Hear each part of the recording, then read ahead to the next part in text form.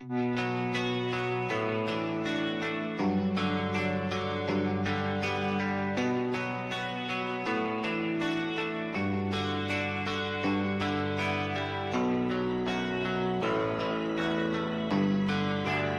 are you feeling?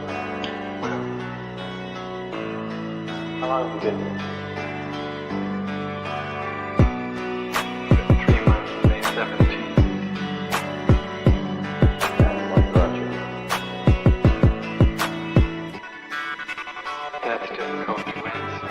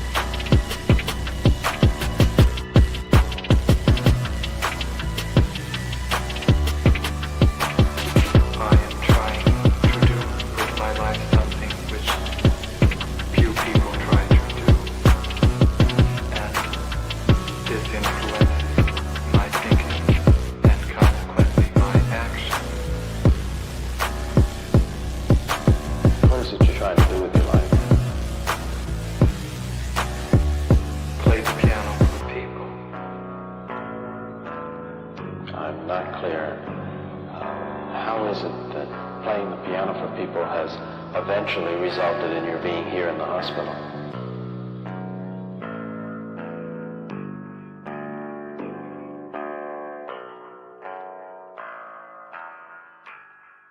That's difficult to answer.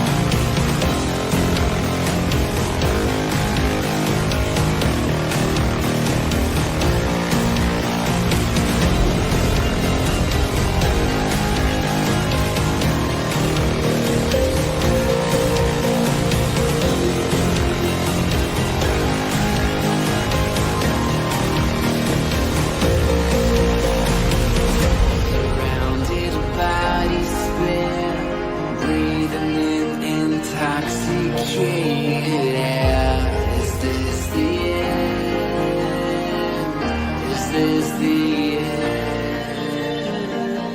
There's a noise inside my head of crying people facing death. Is this the end?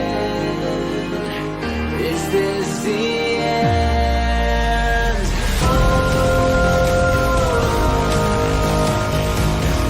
I'm burning in the stone.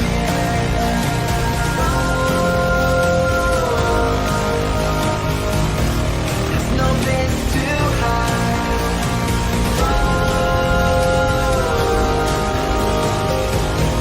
I'm burning in the stone.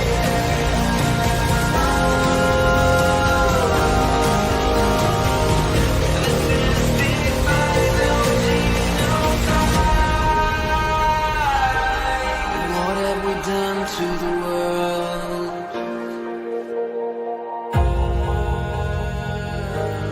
What have we done to the world?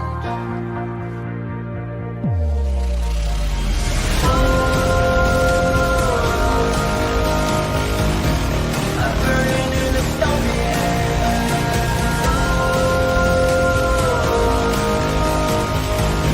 There's no place to hide.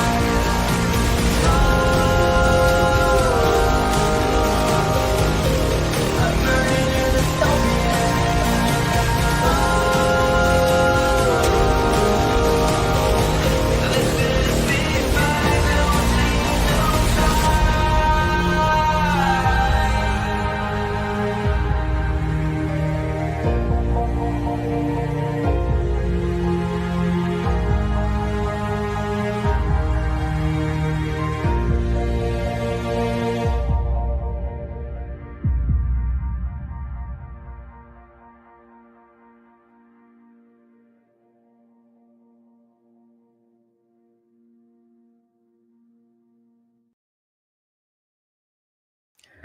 All right, everyone. All right. We've had enough fun this week. We have to go back to watching Socialism now.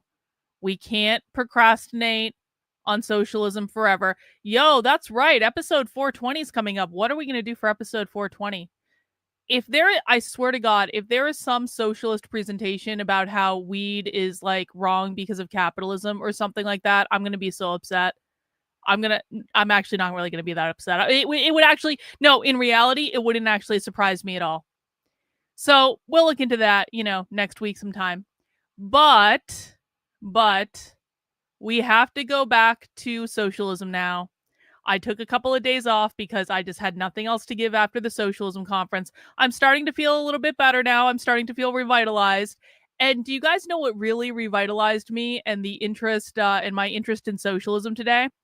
Is I was trolling around YouTube, as I am known to do, because there's just so much stuff on YouTube that people don't look for because they're like, it's on a small account. It's only got a couple of views. And then you find crazy shit like the University of Michigan Diversity YouTube channel, which only has almost 80 followers. I don't want to shortchange them. They have 79 followers. You've got this presentation here that only has 150 views. It's been on YouTube for 6 months, and it's all about how to Crip the syllabus at the University of Michigan. So for people who don't know, the University of Michigan is an extremely elite, publicly funded school. It is an extremely high-ranking school, especially for graduate programs and stuff like that. It is a publicly funded school because it is the University of Michigan. And I came across this presentation on their diversity YouTube channel. So anyone who's like, they don't do DEI, really? They don't? They have a diversity YouTube channel. Well, no one's subscribed to it. Well, it doesn't actually matter if anyone's subscribed to it. It really doesn't actually matter. What matters is that the channel exists, and the channel is showing us the training that they are literally doing at the University of Michigan. So it doesn't actually matter if people have watched it on the YouTube channel or not. People at the University of Michigan, I promise you, have watched this presentation. And even more than that, I promise you that the taxpayers have paid for this presentation. But that's not all. That's not all. So I found this one presentation towards an anti-ableist academy 2024. Well, I guess it was okay. So it was uploaded on YouTube about 6 months ago. Okay. And then I went to the University of Michigan Diversity Channel, just the videos. Just because if I find one crazy video on a channel, I'm like, how many other crazy videos does the University of Michigan Equity and Diversity Office have on YouTube? And then I scrolled down a little bit and I realized there's not just one towards an anti-ableist academy. There's 4. This is a 4-part series. I just found part 4 in the 4-part series that the University of Michigan did on creating an anti-ableist academy. What that means is anti-ableism is code for queer disability theory, or Crip theory. That's why you see Cripping the syllabus, because it's Crip theory. This is deep within the bowels of queer theory. We haven't really done a lot of disability studies. And listen, I happen to know that it is International Queer Disability Justice Month or some shit like that. And so this is actually the month that we should be watching queer crippled studies or queer disability studies or whatever. And so how nice of the University of Michigan to deliver us up a 4-part series on their diversity YouTube channel, all about how they're going to Crip theory the University of Michigan, apparently. And then I kept scrolling down and I realized this isn't even the first time they've done that. They even have more. Here's the opening keynote of the Anti-Ableist Academy. There's an opening keynote. What happened there? So there's even more of this anti-ableist content. And there's probably a lot more stuff on here as well. And I just want the University of Michigan, actually, I don't even know if I downloaded this one. I just want the University of Michigan to know that in case they decide to remove these videos from their YouTube channel, don't worry, I've downloaded all of them. So don't worry, University of Michigan, if you forgot about these videos because you didn't even realize that you had a diversity office YouTube channel, because that happens at universities. People who don't know, I worked in higher education for 10 years. It happens all the time at universities that some little office at the university sets up a YouTube channel or a social media account. The larger university and the leadership of the university have no F-off idea this thing even exists. And then that office puts all these videos. This is what's so great about universities. And it's why we have so much content from universities to watch. You can't go to the main university YouTube channel. What you have to do is you have to find the Little Office YouTube channel, or the Gender Studies YouTube channel, or the Center for Research into Gender and Queer Theory YouTube channel. You have to go in and you have to go into all these little offices and centers and departments that exist in universities, and then you find their specific office social media. That's where all the good stuff is. It's not on the main university page, because the main university, like the communications office and the executive committee, they don't even know this stuff is happening. This is how this stuff perpetuates at universities. The leadership have no clue what's going on because universities are massive, and all these little departments and centers are all doing their own thing because they'll cry and complain if you don't let them do whatever they want to do. And the presidents of universities don't like it when faculty members cry and complain, because it means they're trying to get the president fired, and then he lets them do whatever they want to do. And so the best place to look for really crazy leftist content at universities is on stuff like this. And don't be fooled by the lack of subscribers. Don't be fooled by the lack of views. These things never get a ton of views on YouTube, because these videos are not made for YouTube. These videos are made to teach employees at the University of Michigan about all sorts of leftist crazy bullshit. That's what the videos are for. And then they're archived on YouTube, and everyone at the university forgets they're there. And then I find them, and then we watch them. And sometimes we get schools in trouble doing stuff like this because they put stuff on their YouTube channel that they really shouldn't have put on their YouTube channel. Like, it was a bad idea, and they forgot that YouTube is public and anyone can watch it. And so this is the type of stuff that we live for. This is the type of stuff that we want. We want to dig into the bowels of the internet and find this crazy shit, taxpayer funded preferably, because that means we can get them into trouble. We want to find the stuff that no one else has seen. This is why there is so much content on my YouTube channel that has never been covered by any of your other influencers or content creators on the internet. Because most people don't go to the depths that I go to in order to research where this content comes from and where it's produced from. That's why you get it here first. And then probably you hear it from someone else later who would never do the research that I do, because it's boring and it's not fun and it's not sexy to be trolling around random YouTube channels, just knowing that you're going to strike gold if you keep on going. Anyway, we are going to watch the Crip theory videos from the University of Michigan. We should probably watch them in order. This might even be a 2-day affair. We might do a part 1 today and a part 2 tomorrow, because we got to watch that opening keynote. Where's the opening keynote? Where did the opening keynote go? Right here. Opening keynote. We got to start with that. And then we can watch all the other sessions from this anti-ableist academy thing that the University of Michigan did, and we can find out what they talked about. And I wonder if they're still doing this stuff at the University of Michigan. It is going to be a good question, isn't it? So that's what we're going to do today. We're going to start that. We'll probably do a part 2 of this tomorrow, but we're going to have to wrap this up around 8 o'clock tonight, so we can get a couple episodes in and we can finish the rest up tomorrow. Because around 8 o'clock tonight, we are transitioning into a spy stream, because there is a giant leftist organizing meeting today. One of the leftist events that we're tracking, it has to do with Mayday Strong, okay? Mayday Strong is an organizing group made up primarily of the teachers' unions. It's supported by the NEA, the National Education Association, and the AFT, the American Federation of Teachers. This Mayday Strong coalition has launched a series of, I guess, actions or protests called Workers Over Billionaires. Tonight, they are doing a live mass organizing call, and we're going to watch it live on the channel because I have the link and I feel like it.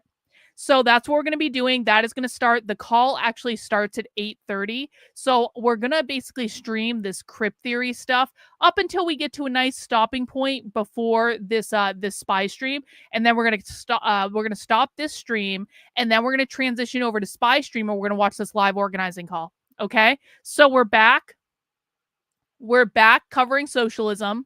I took a break. Thank you guys for letting me take a break. Now we're back. And we got a couple streams, and I'm going to make it up to you guys that I took a couple days off, and we're going to watch a whole bunch of disability theory, and we're going to find out how universities are integrating this stuff into their curriculums and whatever else they want to teach us. And then we're going to watch leftists meet to organize. What is the next protest? What is the next action? What is the next big thing that we need to pay attention to? They will tell us. All we need to do is listen. So that's what we're doing today on the show, guys. Please make sure you mount the like button if you have not already. Please make sure you are subscribed to the channel if you are not already. If you just found my content over the weekend from the Socialism Conference, welcome. We watch socialism all the time. It doesn't have to be just once a year. You can watch it all the time, which is really, really great. And also really, really scary once you get into it. But you know what? We made a community out of it. We have fun doing it. The very best place you can support my work, if you feel like supporting my work, is by heading over to the Substack. That is Karlyn, Karlyn, .substack.com. I am 100% independently funded to be able to do this stuff. My literally only job is to show up and to show you guys the receipts and to tell you the truth about what's going on so that you can decide for yourselves what you think. I will always give you the receipts in full context. We watch the whole video from start to finish. We don't cut out sections that are convenient for us. We watch the whole thing. And then if we want to make clips later, we can, but at least we did our due diligence to know exactly what we were watching. And so you will always have those resources to be able to refer back to be able to share with your friends and family, stuff like that. The vast, vast, vast majority of work that I do is completely available for free on the internet to help educate as many people as possible about what the far left actually is, the enemy that we're actually fighting, the origin point of every crazy bullshit idea in the world today that we have to deal with, or at least in the United States that we have to deal with, comes from someplace, and that is the radical revolutionary far left that is trying to very literally overthrow our world. If you are relatively new to my content, I do have an event coming up because people have been asking me. They're like, Karlyn, can we get an introduction to your content and your ideas about the left? And you know, the best introduction I have is actually if you go under the How to Speak Socialist section of my Substack, and it's right up at the top. It's a 4-hour masterclass where I go through dozens of clips from leftist trainings. And then people say, Karlyn, I don't want to spend 4 hours watching something. Can you give me something shorter? And I'm kind of like, well, I mean, I can give you something shorter if you want to.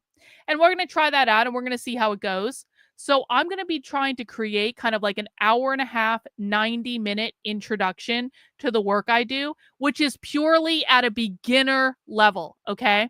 At a beginner level. And I'm sorry, if you don't want to do 90 minutes, you are not cut out for my channel. We spend more than 90 minutes watching one single leftist presentation. If you can't watch a 90-minute introduction to the language of the far left to understand what we're dealing with, this is as short as I can get it, guys. I can't do no 5-minute video. I can't do no 10-minute video explaining everything that I have learned by watching over 5,000 hours of socialism training over the last several years. I cannot break that down into a 5 or 10-minute video. If you can't survive through a 90-minute video, you're not cut out for my channel, okay? It's just the way it goes. Like, it's me, it's not you. We do deep dives into the far left here. If you want something shorter than this, go back to Fox News, go to Libs of TikTok, go to any other bullshit artist on the internet. They'll give you exactly what you want, and they'll take your money, and they'll smile in your face as they lie to you, and they'll do all those things, but it'll be shorter than what I can do because I cannot get any shorter introduction than 90 minutes. 90 minutes is going to be really pushing it, all right? But people have asked, and so I'm going to give it a try.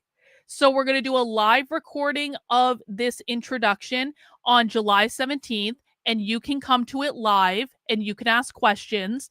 If you want to register to get immediate access to the recording after the presentation, it's called Re-Education and Anti-Communist Introduction to the Far Left. This leads you to a link where you can register for this event. This is a private training. This is not on YouTube. This is on a webinar platform that I have. So you can register for the event. It's completely for free. You can make a donation if you want to, but you don't have to. Share it out with your friends. Share it out with your family. Get more people registered for the event. There are already a bunch of people registered, so I really appreciate that. I'm hoping we can, get those numbers up because we want to share this information with as many people as we can. And the whole purpose of this is I'm going to be recording this class so that I can release it on demand after the fact as like a pure introduction for total newbies of my work. And so this is now going to become the introductory live session. All right. So if you want to be able to attend it live, it is on July 17th. It is at, when did I put 8 p.m. Eastern time? Okay. Apparently I scheduled it at 8:30 p.m. Eastern time. Well, whatever's clever, whatever time I scheduled it for, it will be at that time. And you can come to the live session and we will, work out all the information. You can ask whatever questions you want, and then it will be recorded and put on demand for everyone to access. Okay. So that's coming up on July 17th. You can register for the live show. You can find the link over on the Substack. Some other new stuff up on the Substack is I did do an overview of what the Antifa ICE attackers were reading in Texas. So for people who don't know, there were a whole bunch of Antifa that got arrested for basically attacking an ICE facility with fireworks and AR-15s, and they're being brought up on terrorism charges. And guess what they found in their possessions? I know this is shocking to anyone who watches my content. Guess what they found in the possessions of the Antifa people who attacked the ICE facility? They found zines. They found zines exactly like the zines I got from Antifa in Boston. They found zines that one of those zines is actually a zine that we've read before on this channel. They always find zines because zines are the propaganda of the far left. This is how they articulate their ideas. And so I went through and I read some of the zines that they found in that little treasure trove, and I broke them down for you because they are available for free on the internet. One of the zines we went through was Insurrectionary Anarchy, Organizing for Attack. The other zine that we went through is called Another Critique of Insurrectionism.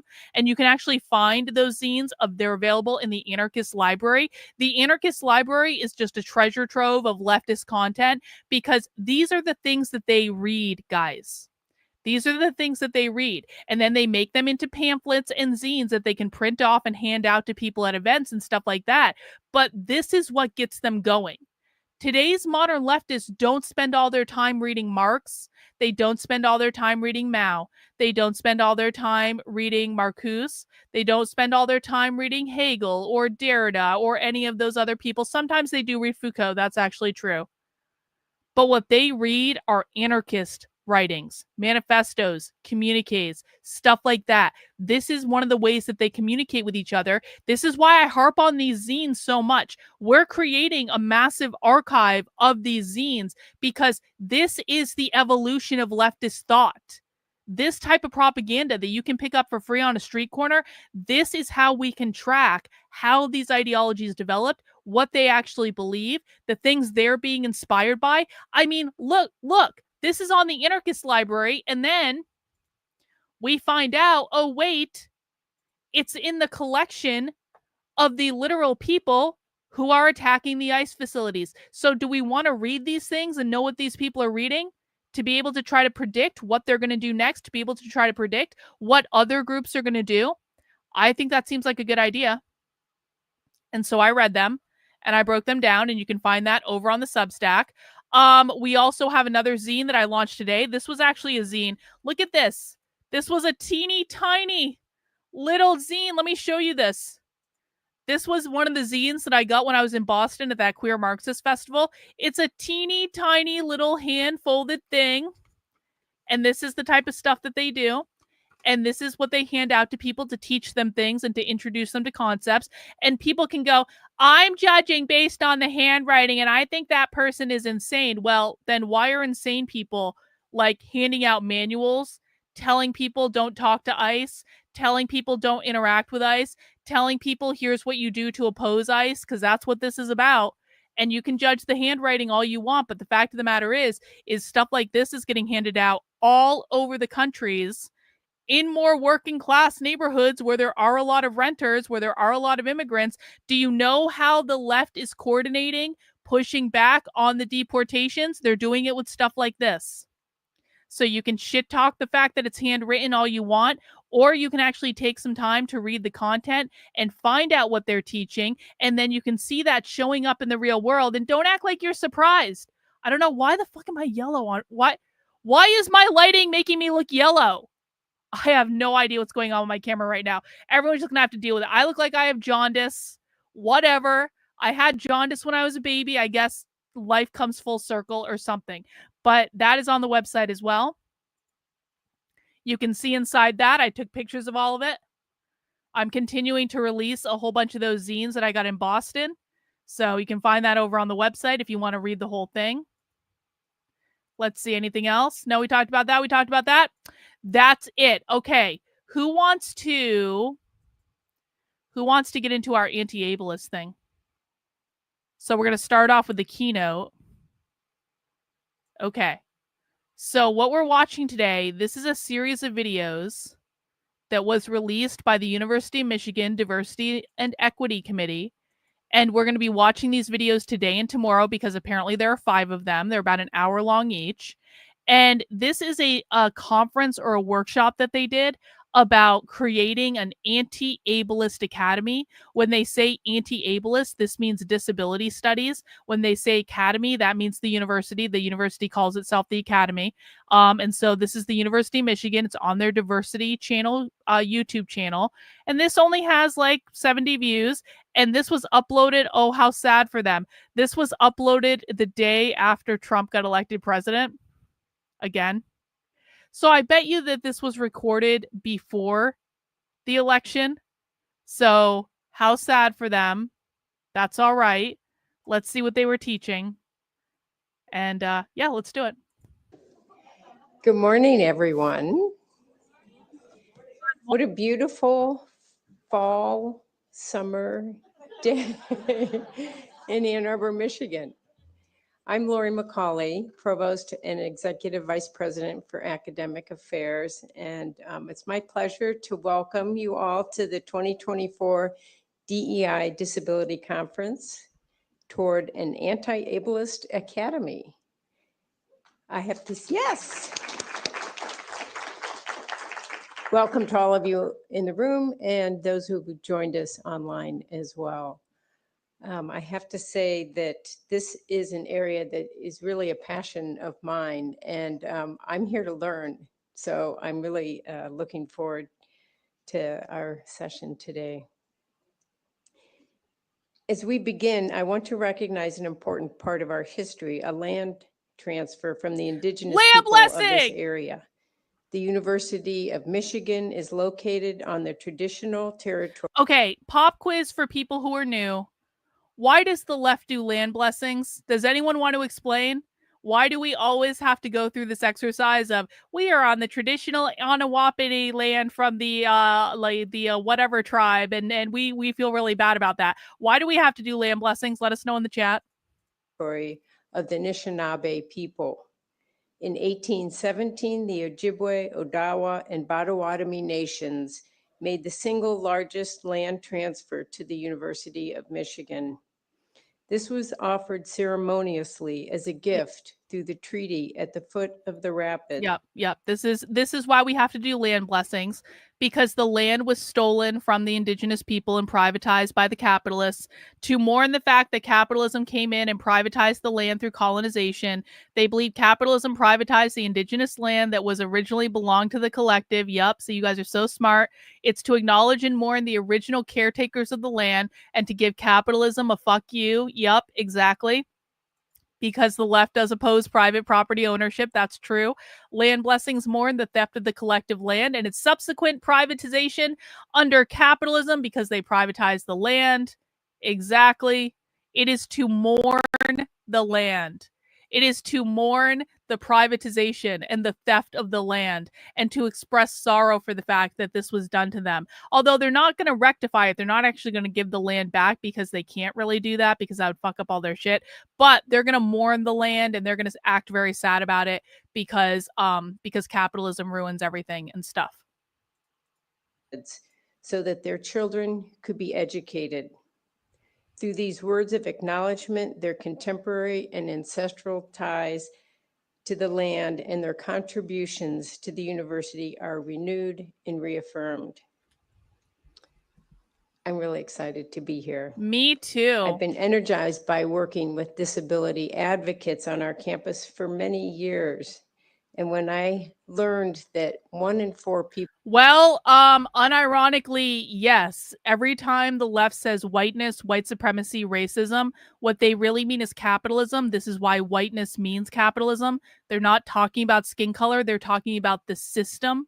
That's what systemic racism means, or institutional racism. They're not talking about individuals with white skin color. They're talking about the bourgeois, the capitalist, the private property owner, stuff like that. So unironically, yes.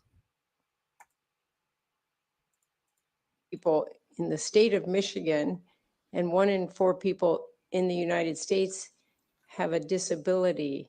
It became clear to me that we need to up our game in this area. It's really important that our students understand the landscape of disability and that they are better prepared to flourish in the world through that understanding. So for me, being an anti-ableist academy means supporting those who work and learn here, as well as ensuring our students have a nuanced understanding of disability.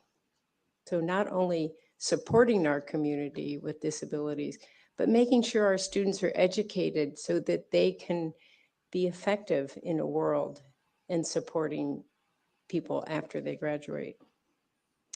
Well, a nuanced understanding of anything, including disability, means being willing to grow. The word disability covers a lot of ground and a huge spectrum of human experience. And as I said, I'm passionate about disability advocacy, but I'm not an expert, and I know there's a lot that I can learn and need to know in this space to be an advocate myself. Do the work for our campus. So I'm looking forward to Dr. Smear's presentation today myself. We need intellectual humility to be able to understand people's experiences. And this is especially important for leaders and policymakers. So I take this really seriously. My interest in supporting people with disabilities has crystallized a few things for me. Like all groups of people, those with disabilities are not a monolith. Every human being, including those with disabilities, has different interests, preferences, and personalities.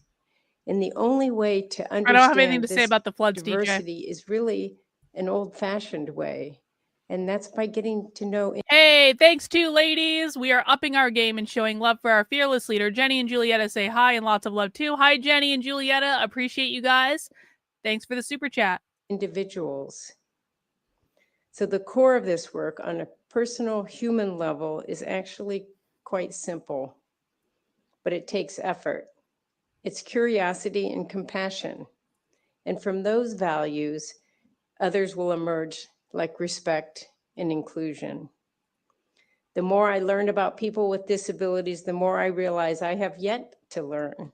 And that's good news because I love learning. And we just so happen to be in a place that has that as its specialty. Of course, working to build an anti-ableist academy is much larger than the We just important happen to be at a personal university, dimension darling. or commitment. In leadership, we think about how to be more inclusive for people with disabilities in two ways: being both responsive and proactive. Being responsive means being warm and inviting in scenarios where people tell us what they need. It means providing ample inroads to those conversations for every employee and student on our campus. The other part is being proactive, and that means measures that we know will help many people, like creating curb cuts, crosswalks, elevators with accessibility and disability in mind. And I've had the good fortune to partner with Tabby Chavis on some of this work through some of the building projects that we have on campus, and acknowledging that just meeting the ADA standard is too low of a bar for our campus. It also means making accessibility part of our normative practices. Normative. There it is. So I want to make something clear to people, and I had to explain this to my husband earlier because I was trying to explain to him. We're gonna watch Crip theory today. And so what people need to know is when it comes to disability justice and Crip theory, I know, okay, so there's nothing wrong, of course, with making buildings accessible to people in wheelchairs or who need to use walkers or crutches or any of those things. As someone who has been on crutches many times in my life, I appreciate when things are more accessible to people on crutches. I totally get it. That's not what disability justice is, though. Disability justice is oh God, Mizakan, how would you define disability justice? Mizakan's probably going to have a better definition of this than I am, because disability justice isn't something I've talked about a whole lot. When they're talking about disability justice, they're not just talking about making things accessible to people in wheelchairs. They're talking about all different types of ability, to include things like autism, to include things like self-diagnosed autism, to include it's basically another version of like the oppressor via oppressed narrative, where the able-bodied people are the oppressors under capitalism, whereas the people who are not able-bodied or neurodivergent are the oppressed under capitalism. So yeah, okay, so here it is. Ableism equals the productive body, the worker. Okay, that makes sense. Disability equals the unproductive body or the non-worker under capitalism. So we might hear a lot of stuff in this event about we're just trying to make things accessible to people in wheelchairs. What we need to listen for are the things that are not about just doing kind of like the right thing. And she even just said it. Like, this isn't just about meeting the ADA requirement. We've got to go much beyond that to truly make our academy an anti-ableist academy. Designing websites, programs, or calling a meeting, a session like we have today. We're thinking about the ways to make it easier for people to participate equitably. As many in the disability community will tell you, public interest in supporting disabilities can come in waves. And that makes advocacy in events like this all the more important. I'm really thrilled to help the momentum of this work on our campus. I want to make sure to thank a lot of people who are instrumental in this work and in this session today. Our Office of Diversity, Equity, and Inclusion, led by Tabby Chavis. Thank you for your partnership, Tabby. The Towards an Anti-Ableist Academy Planning Committee, the Office Planning of Committee. University and Development Events, our U of M Center for Disability Health and Wellness, Services for Students with Disabilities, Student Accessibility and Accommodation Services, Disability Culture at the University of Michigan, the Council for Disability Concerns, and I'd also like to give a shout out to Greg Teachout in the Provost's office, our Director of Communications, who's been a partner, and Christopher Fries, who is one of our newer Vice Provosts for Academic and Faculty Affairs, also a Professor of Nursing, who has been really instrumental in helping us launch some academic initiatives in this space. It's now my pleasure Hopefully to the keynote has introduce better my energy, 'cause colleague this and is friend, crazy. Debbie Willis, our Assistant Vice Provost in Oh. the Office of Diversity, Equity, and Inclusion, who will welcome us and introduce our speaker today. Debbie? Oh, an introduction for the introduction. Okay. Very higher ed. Black lady, obviously. Thank you, Provost McCulley, and good morning, everyone. I'm so happy Hi. to see you all.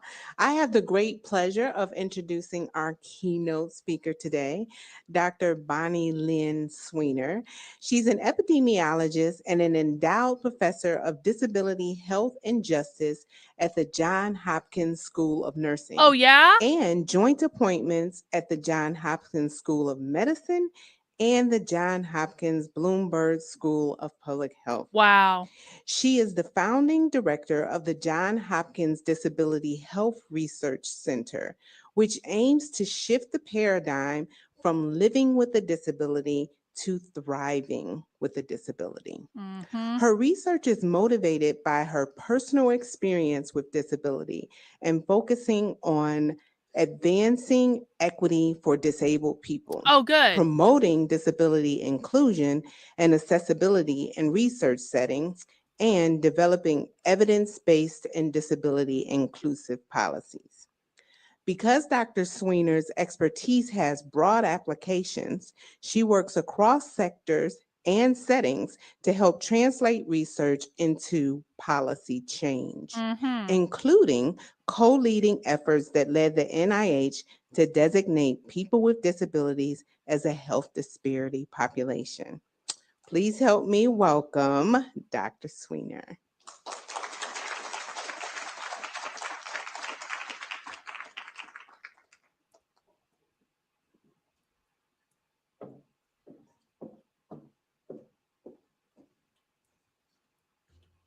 White lady. Thank you so much. Of course. I really appreciate the opportunity and the invitation to be here. I'm Bonnie Sweener, as was introduced, and I'll start with my visual description for inclusion. I'm a middle-aged, closer to 50 than 40, white woman with shoulder-length blonde hair, wearing a blue jacket for Michigan support today, and a dark black top and a gold necklace.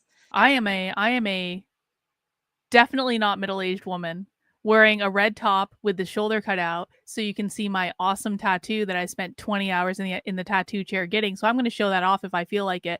And then I have brown hair that kind of part of it is red, but I really should dye my hair again to make it more red.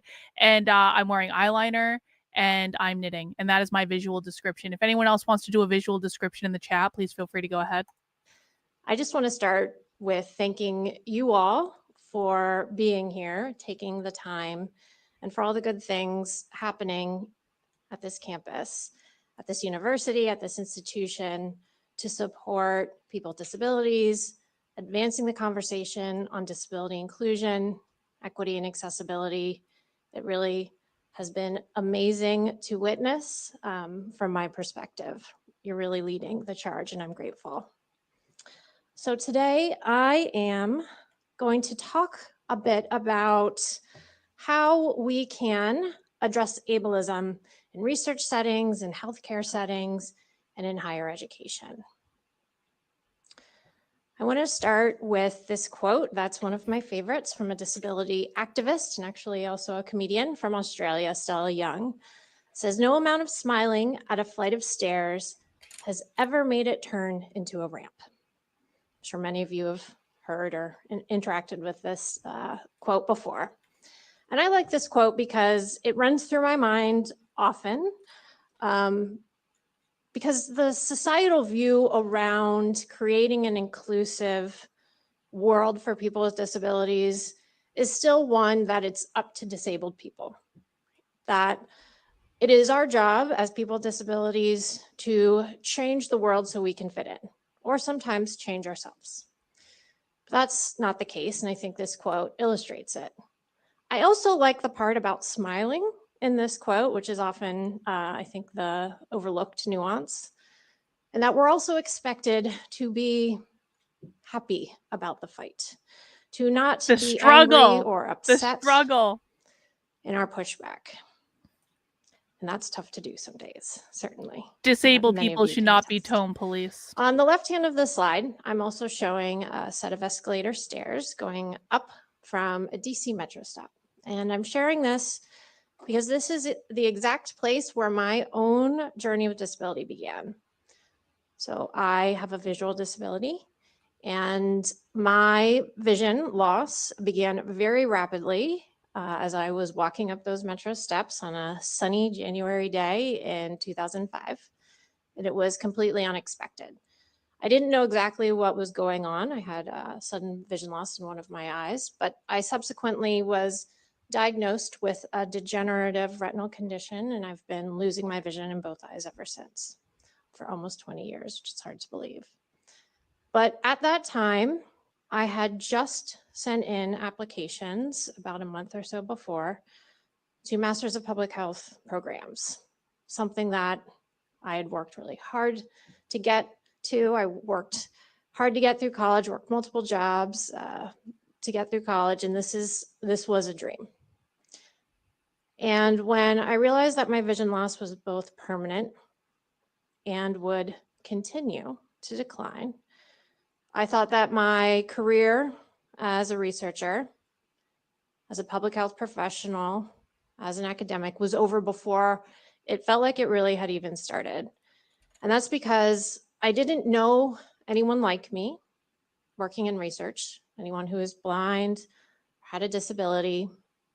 And so I, of course, thought I couldn't. And the job I had, I was having immense challenges with just doing my job. And there wasn't any opportunities. I had no community of support. And it was a very stressful time. I got into a Masters of Public Health program at Hopkins and deferred because I didn't think I could do it. And that was frustrating. And honestly, it was a very dark period where I bought into all the stereotypes of disability that society had taught me. I thought I was lesser. I thought I couldn't. I honestly thought I had less value to contribute to this world. But I'm also incredibly stubborn. And I felt like that couldn't be it. That couldn't be it for this job and career that I wanted so very much. So I gave it a try, and I took one course at a time and tried to figure out how I could possibly do this. And in that process, I learned a few things. I learned, one, that I could figure it out, and it was tough. But two, that the infrastructure, the system was not really built to include people like The me. system, And that was a little bit concerning. the infrastructure, the system. I started to really recognize and pay attention to the signs and signals. Anytime the left is talking about system level change or institution level change, they're talking about changing the norms that have been imposed by capitalism. So that's one of the key words you can listen for to really understand. Like when they say whiteness, they're not talking about skin color. When she says disabled, she's not talking about one person in a wheelchair. That's not what she's talking about. She's talking about overhauling the system that created things the way it did in the first place. that I wasn't meant to be in those places and spaces of learning, but that felt wrong. I was also learning about disability in ways that didn't feel right, that didn't match how I was experiencing it, in ways in public health that we're still teaching, that disability is something to prevent, to fear, to treat at all costs. So what did that mean for someone like me who was already there, who already had a disability?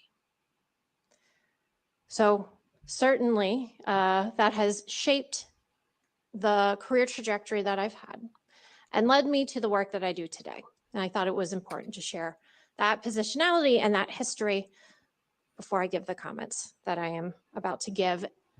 But I also want to say that when I share those things and that story, it's important to understand that my view isn't that I've gotten here because I've overcome anything. My disability is part of who I am.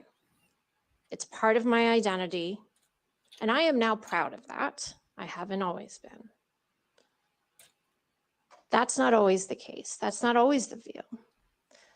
And I don't share this story to serve as some inspiration because there are so many, and I'm sure many even in this space, on this room, online, who have very similar stories. These barriers and these challenges are unfortunately the norm. And many people are still facing these barriers that have yet to be addressed. And that's a problem because as the provost indicated in the beginning, more than 1 in 4 American adults has a disability. That's more than 70 million Americans. How are And you we defining know that's an disability? underestimate. I'm not going to get into the disability data How are you discourse for defining those of you that? follow that. But what that means is that people with disabilities are part of all of our communities. And that also means that the ways in which we talk about disability, we include people with disabilities, we study disability, we research disability matters because it matters for a significant proportion of our populations and of all of our communities. But the world is still not designed for us. And what I'm showing on this illustration is an infographic or an animation from CDC of a library. They're all When wearing we build masks. a library, how we've always built libraries, with tall shelves, people of shorter stature or people who are wheelchair users cannot reach the top shelves. No one can reach the top shelf at a good We're library. still You just designing stool. libraries this way. But if we design from the beginning with inclusion in mind, with shelves lower to the ground, then everyone could access all the information. Except they can't because you can't have as many books. But we're not quite there yet. It's important to understand what is also going on in the backdrop the flattening of these hierarchies, conversations exactly. in society. The literal flattening of The hierarchies. social movement in the disability community has shifted from disability rights to disability justice. Aha. Disability rights was all about ensuring people with disabilities have the same rights as people without disabilities. And that was an important movement that got us important civil rights protections like the Americans with Disabilities Act. So, okay, But so what she's about to say is we're no longer just seeking equal rights. This is not about seeking equal rights. Disability justice is not about equality. It's not about ramps for wheelchairs. It's not about making things accessible for people who need it. It's about from each according to their ability, to each according to their need. This says a disability justice framework understands that all bodies are unique and essential, and that all bodies have strengths and needs that must be met. This is very literally from each according to their ability, to each according to their need. Does everyone understand the distinction between disability rights, making sure that everything is fair and that people in wheelchairs can have access to buildings too, and that, you know, we're mindful of things, and we have accessible stalls, and we have handicap parking, and we have stuff like that? Disability justice is not about equal rights for everyone. Disability justice is about you have to very literally design the entire system around us, and we might not fit into your perfect model of capitalism because we don't necessarily want to work in the way that you want us to work. Okay. Just listen to this again. conversations in society. The social movement in the disability community has shifted from disability rights to disability justice. Disability rights was all about ensuring people with disabilities have the same rights as people without disabilities. And that was an important movement that got us important civil rights protections like the Americans with Disabilities Act. But as we've learned for so many populations and groups, giving everyone the same thing doesn't get us to where we all want to be. Oh, yeah? Disability justice is recognizing that we need to focus on equity, and we need to think more Marxism. about the inequities that people with disabilities from intersecting communities and identity groups Intersectionality. face. So disability justice is a framework that understands that all bodies are unique and essential, and all bodies have strengths and needs that must be met. So when I started the Disability Health Research Center, which I started in 2019, as again was indicated in my intro, I spent some time thinking about how to best message what we're trying to do, how we're trying to uplift the principles of disability justice within research spaces to change the conversation on how we're including people with disabilities, how we're studying and teaching about people with disabilities. And so we came up with this tagline, shifting the paradigm from living with a disability to thriving with a disability. And so often we use that word living with a disability or that phrase, right? And just think about that phrase for a minute. And I'm not saying this to shame anyone who uses these phrases, but gosh, I hope everyone here with a disability is living, right? Because we're in this space. So what does that imply? That it is a burden, that it is negative, inherently framing it that way, right? But we want to change the conversation to doing more than just living, more than just surviving. How do we get to thriving? That's not been the conversation for so long.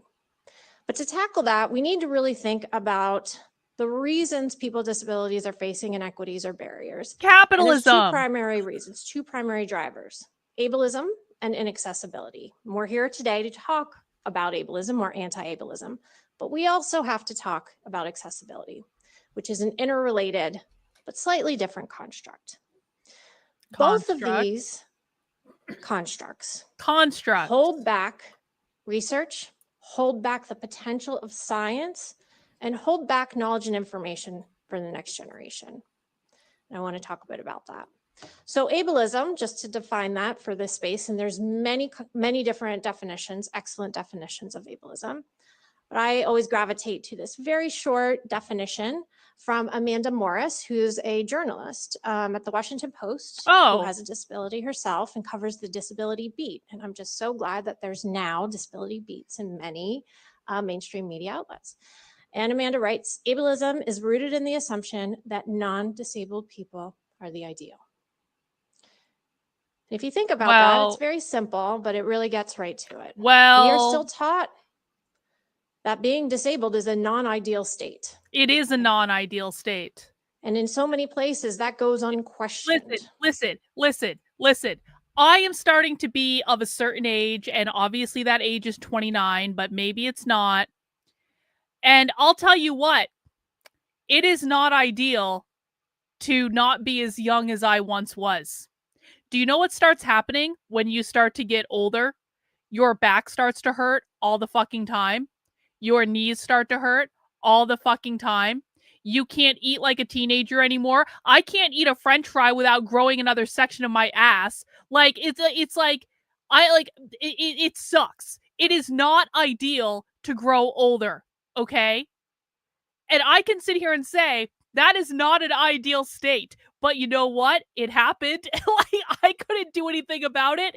It happened. I got older. My back hurts all the fucking time. It's not fair. Life sucks. But I'm not going to sit here and say the entire world needs to adjust itself around my back pain. All right? That's not cool. If you are in a wheelchair, I'm very sorry. That is not an ideal state. It's just not. If you have autism, I mean, there are some beautiful aspects to having autism, I guess, but like being like anyone with autism can also understand that having autism can sometimes be annoying AF to like literally everyone else. I'm just saying, like, it's okay to say that we're not in an idealized state. It's okay to not be perfect. Unchallenged. That's ableism. But Yeah, you're ableism right. I comes should get in back many to forms yoga. when I you start really to should. unpack it. I used to do yoga There's all the personal time. ableism or interpersonal ableism, where you feel uncomfortable just being around someone with a disability, particularly a visible disability, where people with disabilities are perceived to get some sort of advantages in life, and that there's some assigned hierarchy to severity of disability. You're Wow. more or less disabled in a variety of settings, right? There's complexity there. There's also structural ableism that comes from our Structural laws and our ableism. policies Yeah. that restrict the freedom and equity for people with disabilities. Uh-huh. Structural ableism also comes from efforts to eliminate disability. This is a tough one in many spaces. We we're shouldn't be still eliminating disability. inhabiting.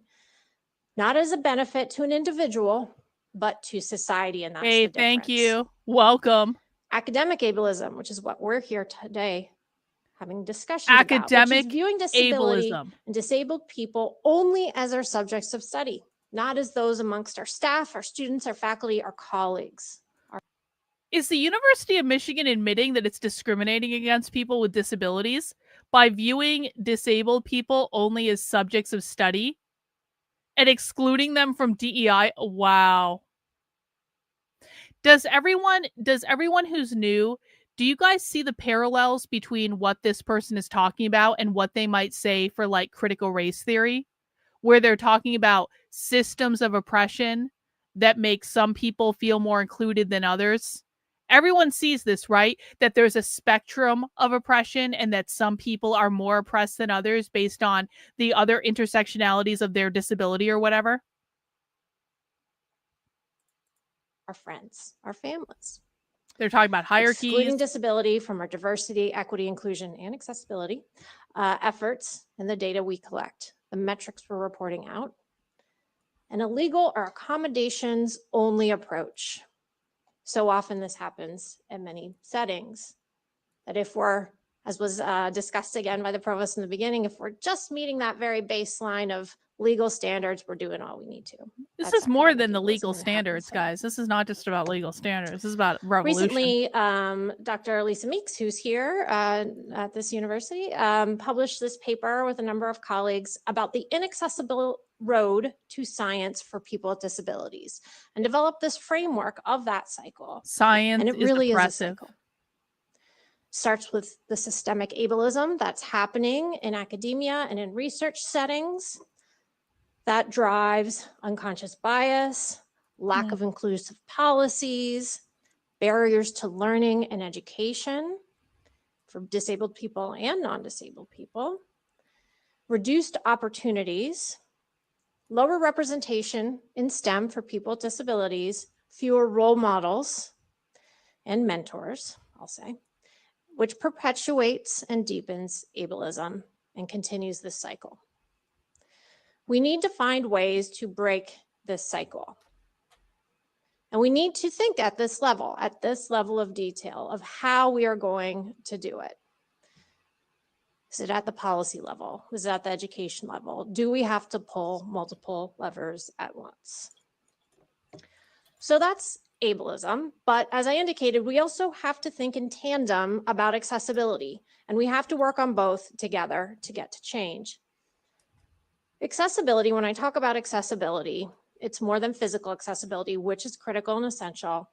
It's also ensuring equitable access to information, interactions, services, programs, facilities, and conversations. A core component of making sure something that is accessible that often is not included in the conversation is what's called equivalent ease of use. So what I mean by that is, as a person with a visual disability, if I can complete a task, but it takes me 5 times as long as someone who doesn't have a disability, that is nowhere near equivalent ease of use. That is a tax on my time and my effort. A That's tax not true on my time and accessibility. effort. You know The other what? component of You know accessibility. what? Guess what? Life is unfair, and sometimes it takes people longer to do things than other people. I used to run marathons, but I was a slower marathon runner. I ran marathons in like 4.5 to 5 hours. I had to be out on the marathon course longer, and it was really unfair because it took longer for me to run that marathon than someone who could run faster than I did. It was really unfair. Really, what should have happened is the marathon should have bent its course around me and my speed, and everyone should have had to run at my speed, which would have been much more nice. I mean, you can have a lot more fun when you're running slow at a marathon than running fast. Like, running slow is so much more fun. You get to play around with the crowd. You get to take breaks and talk to people. Like, it's so much better than running fast. But, like, literally, I don't actually complain because it took me longer to run the marathon, because that's just the way it goes. Sometimes they should have let me ride in the car. They should have let me ride in the thing that drives down the road to make sure people aren't dead or something. Ability, It's as I indicated so when I began this unfair. conversation, that's often ignored is that it is every single one of our responsibility. In all that we Yes, do all it's day, your every day. responsibility. We make decisions about accessibility, about making things accessible, and we have opportunities to improve accessibility. This is a quote and a snapshot from a great book called Demystifying Disability. Emily Ladau is a great friend and colleague who wrote this book. And in this book, which has many great topics, is a great disability And guess what? 101. Guess what? I would even argue that people doing a wheelchair marathon have it way fuck off easier than someone like me who has to run the marathon while being a relatively slow runner. Why don't I get to go in a wheelchair? Like, the wheelchair marathons they finish so much faster than everyone else. Why can't I do that? Even the people pushing, I've actually thought about this. Even people pushing the wheelchairs, because sometimes people, like parents, will have disabled kids in the race and they push them in the wheelchairs the whole time. And it's really heartwarming and touching when, dad is pushing the wheelchair of his son all 26 miles. It's very heartwarming. There are movies made about it. There's statues built about it, all that stuff. But even that, I think, is sometimes easier, because if you're pushing one of those wheelchairs, you can at least lean on it and take, you can't do that when you're just running by yourself. So I think wheelchairs in marathons are inherently ableist, and probably, to make everything fair to me, they should be removed. Guide. Emily talks about the reasons that are commonly given of why we're not making things inclusive and accessible for people with disabilities. It's too expensive. It's too much effort. It won't look nice. There's not enough time. And what happens so often, that's not our job. And we need to think about how we can change wheelchair these justice. conversations Exactly. and create a culture and an ethos of prioritizing accessibility. And there's ways to do it, right? Many in this room, I'm sure, if you're educators, have learned about universal design for learning, which comes from a larger set of principles around universal design. These principles, there's 7. They include equitable use of design, flexibility of design, meaning you have more than one way to interact with the design, that the design is simple and intuitive, that information is perceptible, high contrast, for example. There's a low tolerance for error. If you make a mistake, it's not the computer crashing, for example. Low physical effort. You don't create a ramp that requires immense arm strength to go up for a wheelchair user. And there's appropriate size and space for use. So those are the 7 core principles that can be applied in almost any setting. And the idea behind universal design principles are that we're designing for many and not just for some. Learning these principles, understanding how to apply them in every situation, can help us create more inclusive and accessible spaces, places, information, knowledge. An example, which also was given, I think, by the provost in the beginning, are curb cuts and tactile curb cuts, which is even an improvement on the original curb cuts. Designed for people who are wheelchair users, but certainly benefits people who are riding bikes, people who are carrying suitcases or pushing strollers. And now with the tactile sensors, or I'm sorry, the tactile raises, help people who have low vision or are blind, or even if you're not paying attention and you're texting on your phone. So ableism and inaccessibility are not just barriers to the impact of the work that we do in education and higher ed and research, but they also impact the workforce. There's a great book by Jay Dolmage that talks about Wow. academic ableism. I strongly encourage it. And a quote, one of my favorite quotes from this book is, "The university erects steep steps to keep certain bodies and minds out." That don't support When capitalism. you think about how this is applied, we have weeder courses. We have Yeah. all sorts of ways that we siphon people out of processes. Yes. Are you fit to be, at some elite level of education or research? There are tones of ableism across all of that. Should we not instead be designing learning environments, information, knowledge, so that it meets people's needs, instead of having one way? No. And that it only works for certain groups. No, we That's really not how shouldn't. higher ed has historically been designed. So at my center, we were interested, because we heard from a lot of the undergrads we worked with, in trying to develop some basic metrics of how inclusive universities are. This is a challenge. There's not a lot of data on this that is publicly available or shared.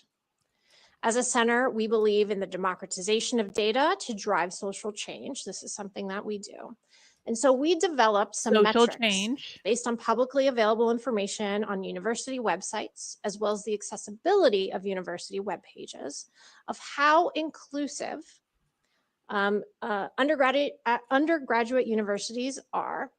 And we looked at the top 50 universities based on NIH funding. We did this because there's civil rights laws that apply here. The Rehabilitation Act states that if you receive federal funding, that you cannot discriminate on the basis of disability in institutions that get that funding. What we found, and this was not intended to really meet all the tenets of the Rehab Act, it was just intended to develop a conversation and some simple metrics to see where we're at in higher ed. And what we found is the majority of universities that we assessed were not doing so well, got a D or an F. So the metrics we had were, is there a clear grievance process for undergraduate students when they're not getting accommodations? Is there language that meets criteria around that process? Are there accessible maps that are available for students to help them get around campus? This information is all publicly available and downloadable, but the idea here is that we have room to grow as an area in higher education to include our students. What we heard from the students who worked on this project and who we talked with when we developed this project is this information matters to prospective students who are simply just... Wait, someone says over on Rumble, hearing Candace Owens interviewed Nick Fuentes and put it behind a paywall. Well, that sucks. I'm not paying Candace Owens for that. trying to figure out if they'll fit in, if a higher education is for them. Is that real? But it's not just for undergrad students. This is also data from Lisa Meeks, who's on faculty here, who has done great work in showing the inclusion or lack thereof of students with disabilities in medical school. And in 2016, it's real. Wow. Her research found that only 2.7% of medical students report having a disability. And although that's increased to 4.6% in 2019, that is far from parity. That's far from the more than quarter of American adults in the United States living in communities that have a disability. We've got work to do. Additionally, this is data from NSF, National Science Foundation, showing that less than 3% of our STEM, or science, technology, engineering, mathematics workforce report having a disability, less than 3%. But what's striking is that this is the only group that has had no change in representation over the past decade, indicating we are not doing perhaps anything to improve this picture for disability inclusion in science.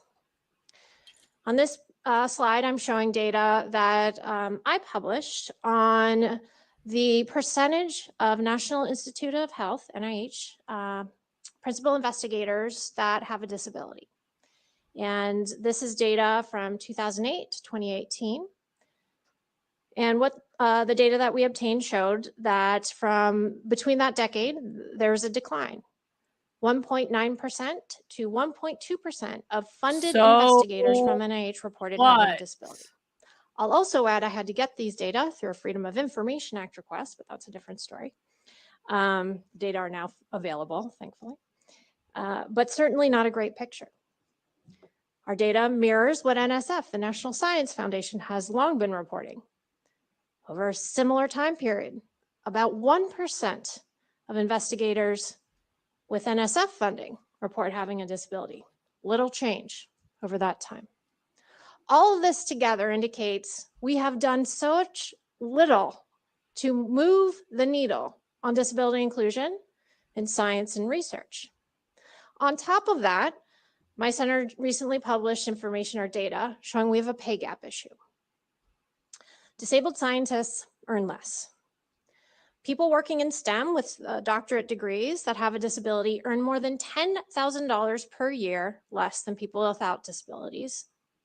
And if you work in academia, it's worse. It's more than $14,000 per year. Yet when we talk about pay gaps or pay inequities, people with disabilities are almost never part of that conversation. We also were interested in having conversations, we did a qualitative study to understand the barriers that faculty conducting research who also have disabilities are facing in these environments. And here's a few quotes. The one that I have in bold and red always sticks with me. I've never had a mentor with a disability. I hear this so often. Why do you need a mentor with a disability? My colleagues. Sometimes I think there's a perception that researchers or academics with disabilities, especially those that disclose their disabilities, are only, in quotes, advocates. The pandemic gave me the accommodations the institution wouldn't. It's ridiculous that I'm regularly the only disabled person in a room, a group, etc., focused on the study of people with disabilities. This happens far too often. The whole problem with academia is it presumes you're able to put in a 60-hour week. It's that grind culture. We heard a lot about that from the faculty we talked to.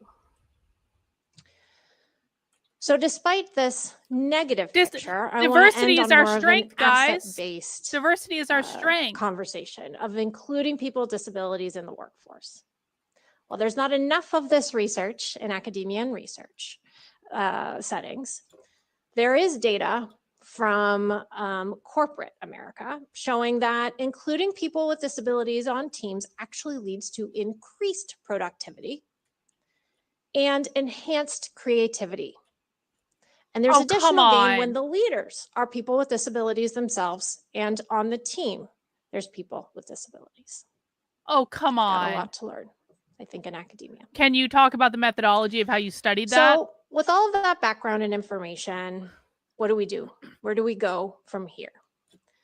There's clearly a need for systemic change and actions, things that we all can do to get us to change to a better place. And some of that is underway.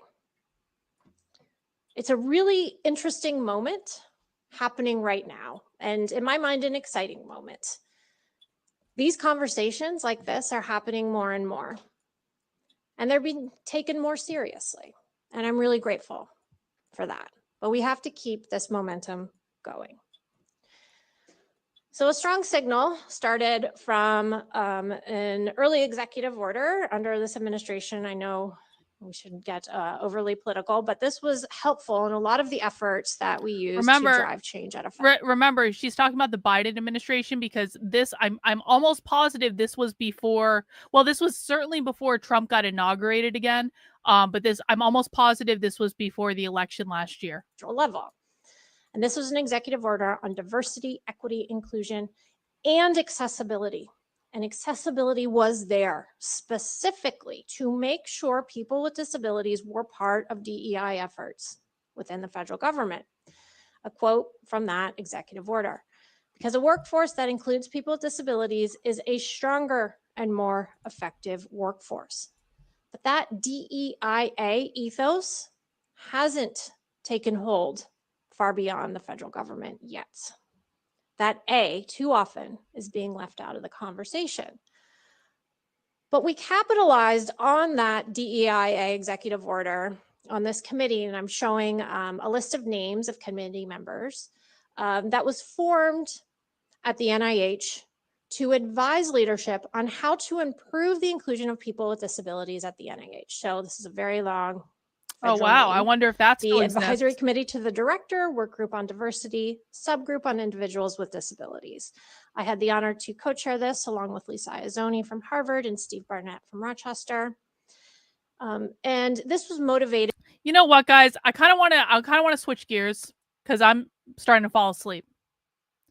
I want to go back and I want to dig into the original presentation I found, because I think it might actually be better and more interesting. We can come back to this other keynote if we want, but I'm starting to fall asleep, okay? I want to switch gears towards an anti-ableist academy, cripping the syllabus using Crip theory. I think we've got a good flavor for what that other woman has to offer. She wants to do to critical race theory critical disability studies, what they did with critical race theory. We get it. It's about equity. It's about eliminating hierarchies, blah, blah, blah, whatever. Systemic change, which means revolution, of course. But I want to know how they're cripping the syllabus. So let's dig into this one. An Anti-Ableist Academy website as soon as possible. We're dropping a link to the website in the chat and the Q&A. All slides and any supplementary materials will be posted in this session's Google Drive, to which all attendees today will have access, and that link will also be available to you. Any participation is completely optional. Chat will be disabled during this presentation for attendees to support screen reader access, but please feel free to ask the presenters any questions using the Q&A feature. At the end of this session, we will pull any unanswered questions into a separate document and answer them asynchronously. And just remember to please be respectful today of anyone that you interact with. Without any further ado, it's my immense pleasure to welcome Kitty Gagan, who will be talking with us today about cripping the syllabus, using Crip theory to redefine access and accommodation. Anxiety pen, Kitty. obviously. All right, thank you.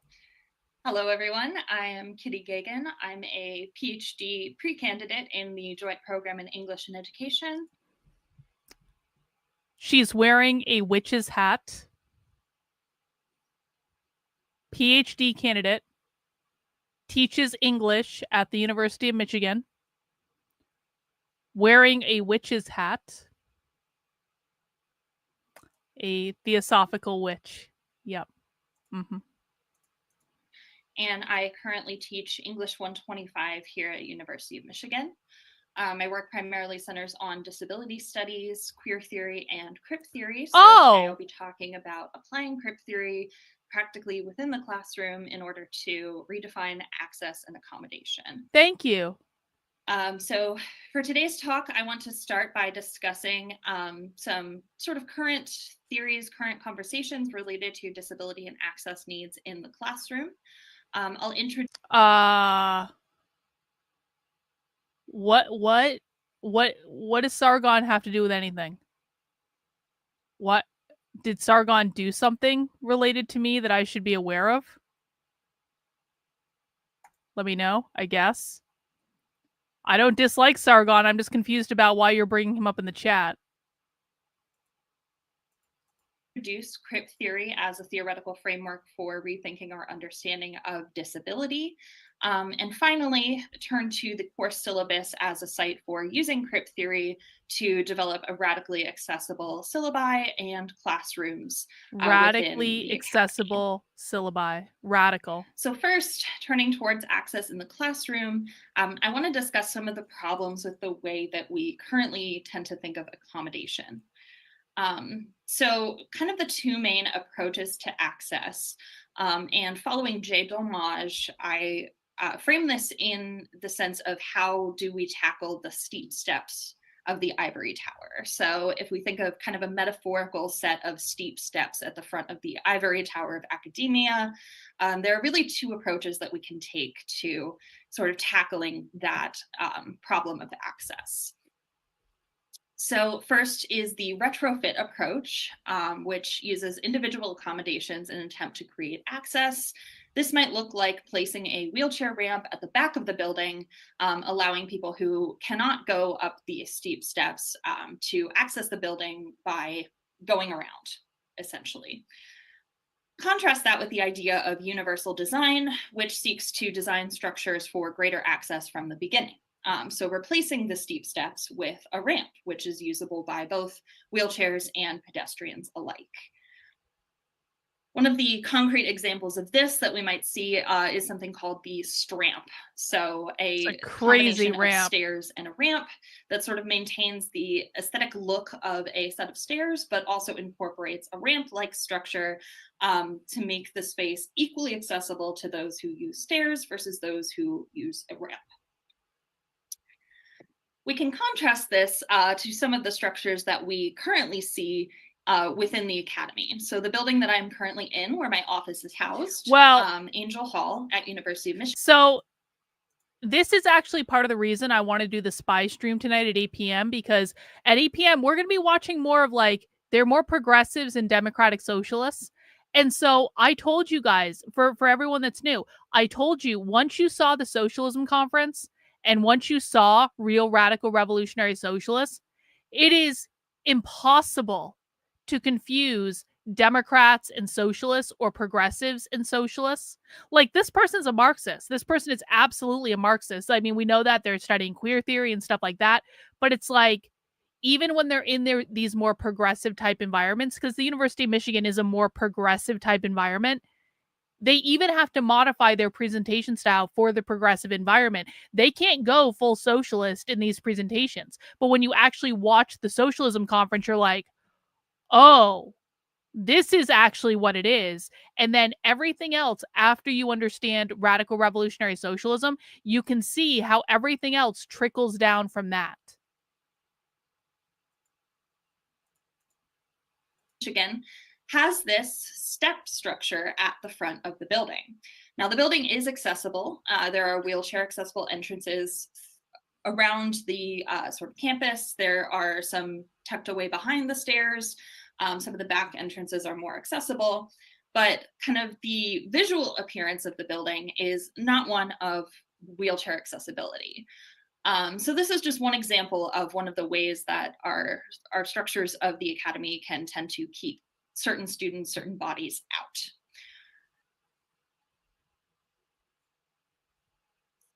Using Crip theory, we can make an attempt to take a sledgehammer to those steep steps. So, and that metaphor of the sledgehammer is one that is used kind of in theorizing this theoretical framework. So Crip theory sort of stands as that metaphorical sledgehammer of disability scholarship. McRuer, in his initial sort of theorization of Crip theory, invokes the image of the curb cut. So making a cut within a curb to create greater access to a sidewalk. To describe Crip theory as, quote, a curb cut into disability studies and into critical theory more generally. So where a curb cut would expand access to a sidewalk, Crip theory expands access to critical theory, to Marxism. Disability studies for a wider range of embodied realities. McGruer also draws on history of activists taking a sledgehammer to the concrete. So essentially carving out their own curb cuts, describing Crip theory as something which questions or takes a sledgehammer to that which has been concretized. So rather than physical concrete, we're talking about a concretized theory or an understanding of Yeah, critical she's wearing theory. a witch's hat. Yeah, she is. So to understand what this looks like in practice, I want to get at a couple of major tenets of Crip theory. So first, looking at it primarily as a critique of normativity, and following that, pop quiz for the chat. What does normativity mean? If you were to define normativity in one sentence, what would that sentence be? Let's see who's been paying attention. What does normativity mean?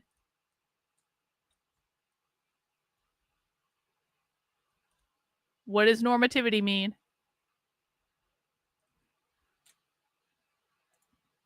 That means critiquing the norms upholding capitalism. Exactly. The normativity means the social norms that uphold capitalism, the social norms set forth by capitalism. We use this, we say that it's specifically this way for a reason. The norms that uphold capitalism. That is what they're trying to undercut. The norms upholding the capitalist system, which means private property ownership in this case, yes, it does. Normativity is anything that upholds the capitalist system. Exactly. The idea of compulsory able-bodiedness as the normative structure that Crip theory seeks to critique. From there, looking at both Crip time and the Crip art of failure as two formulations from queer theory that Crip theory sort of borrows. Time is not real. Time is Crip. Ethics of care as a fundamental aspect of Crip theory from a relational standpoint. And finally, the idea of Crippistemologies, or the embodied and relational knowledge of disability that can inform our work as Crip theorists. Oh my God, we hit a jackpot, so first, guys! The critique of normativity. This is a jackpot. This is a fucking gold mine. Foundation of Crip theory. So, echoing queer theory. I thought this was going to be good. I did not anticipate. See, I knew. There was a little voice in the back of my head saying, Karlyn, you've seen enough of the keynote. It's time to move on now. Why don't you start with that original presentation? Because this was supposed to be the last presentation. But there was a little voice. You always have to listen to your intuition. Karlyn, do this thing. It's going to be really good. And I go, okay, intuition, thank you. Knowledge of disability that can inform our work as Crip theorists. So first, the critique of normativity is essentially the foundation of Crip theory. So echoing queer theory, Crip theory seeks to critique normative structures that govern ability and disability. Davis, 1999, outlines these normative structures in relation to disability as the medical model, which treats disability as a disease in need of a cure, while the rehabilitation model sees disability as in need of repair, concealment, remediation, and supervision. No, we should just let disabled people just like wither and die, and we shouldn't try to heal them, and we shouldn't try to accommodate them. That's very ableist of you to think that disabled people maybe could use a little bit of help. Both of these models are ways that disability is pathologized, understood as something which needs to be corrected. Crip theory seeks to critique that understanding. Instead, Crip theory sees disability as a social process in which no inherent meanings attach to physical difference other than the ones assigned by a community. So this reflects the social... Disability is a social construct that is created by capitalism because it decides which workers are valuable under the capitalist model and which workers are not valued under the capitalist model. Whereas Crip theory seeks to get rid of all categories and doesn't assign any meaning to someone being disabled or not disabled.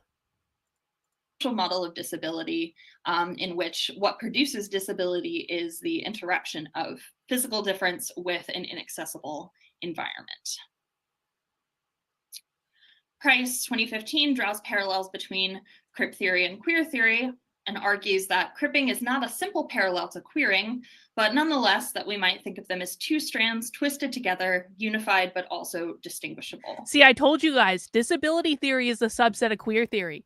Fat studies is a subset of queer theory. There's probably other stuff that we haven't thought of that are like subsets of queer theory. We need to make a full list of that.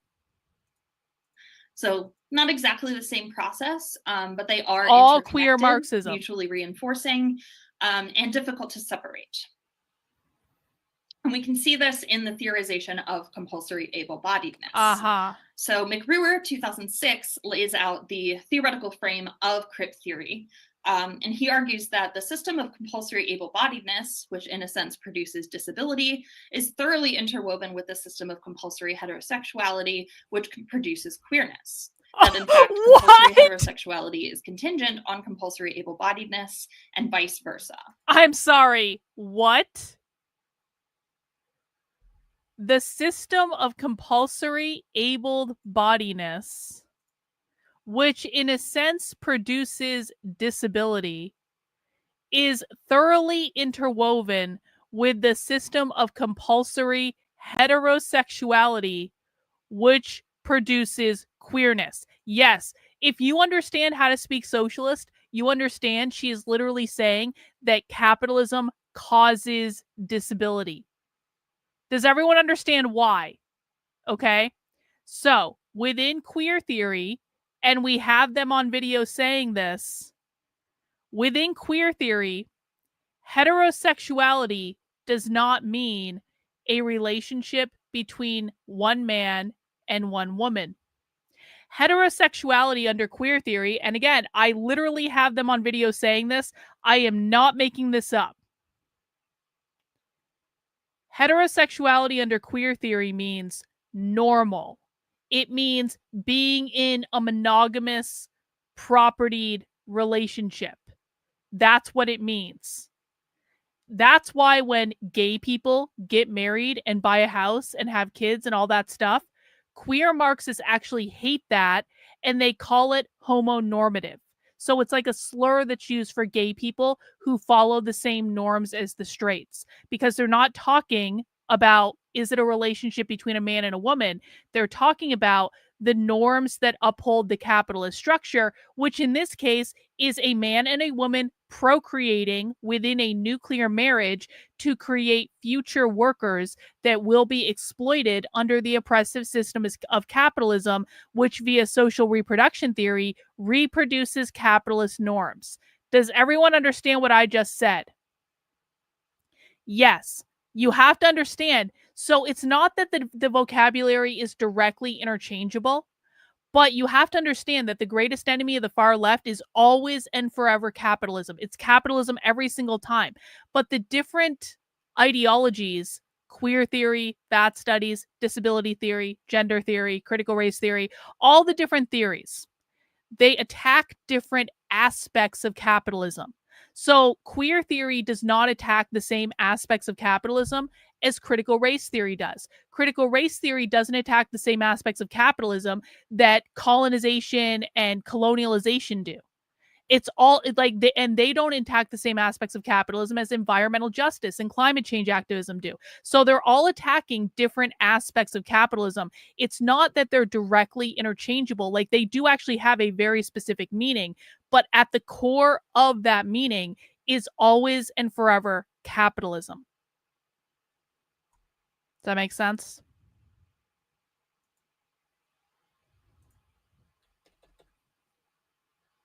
And when she says system of compulsory able-bodiedness, what that system is they need able-bodied people to be workers under the capitalist model. So when she says a system of compulsory able-bodiedness, which is what created disability, she's saying quite literally, capitalism created disability because capitalism is the system of compulsory able-bodiedness.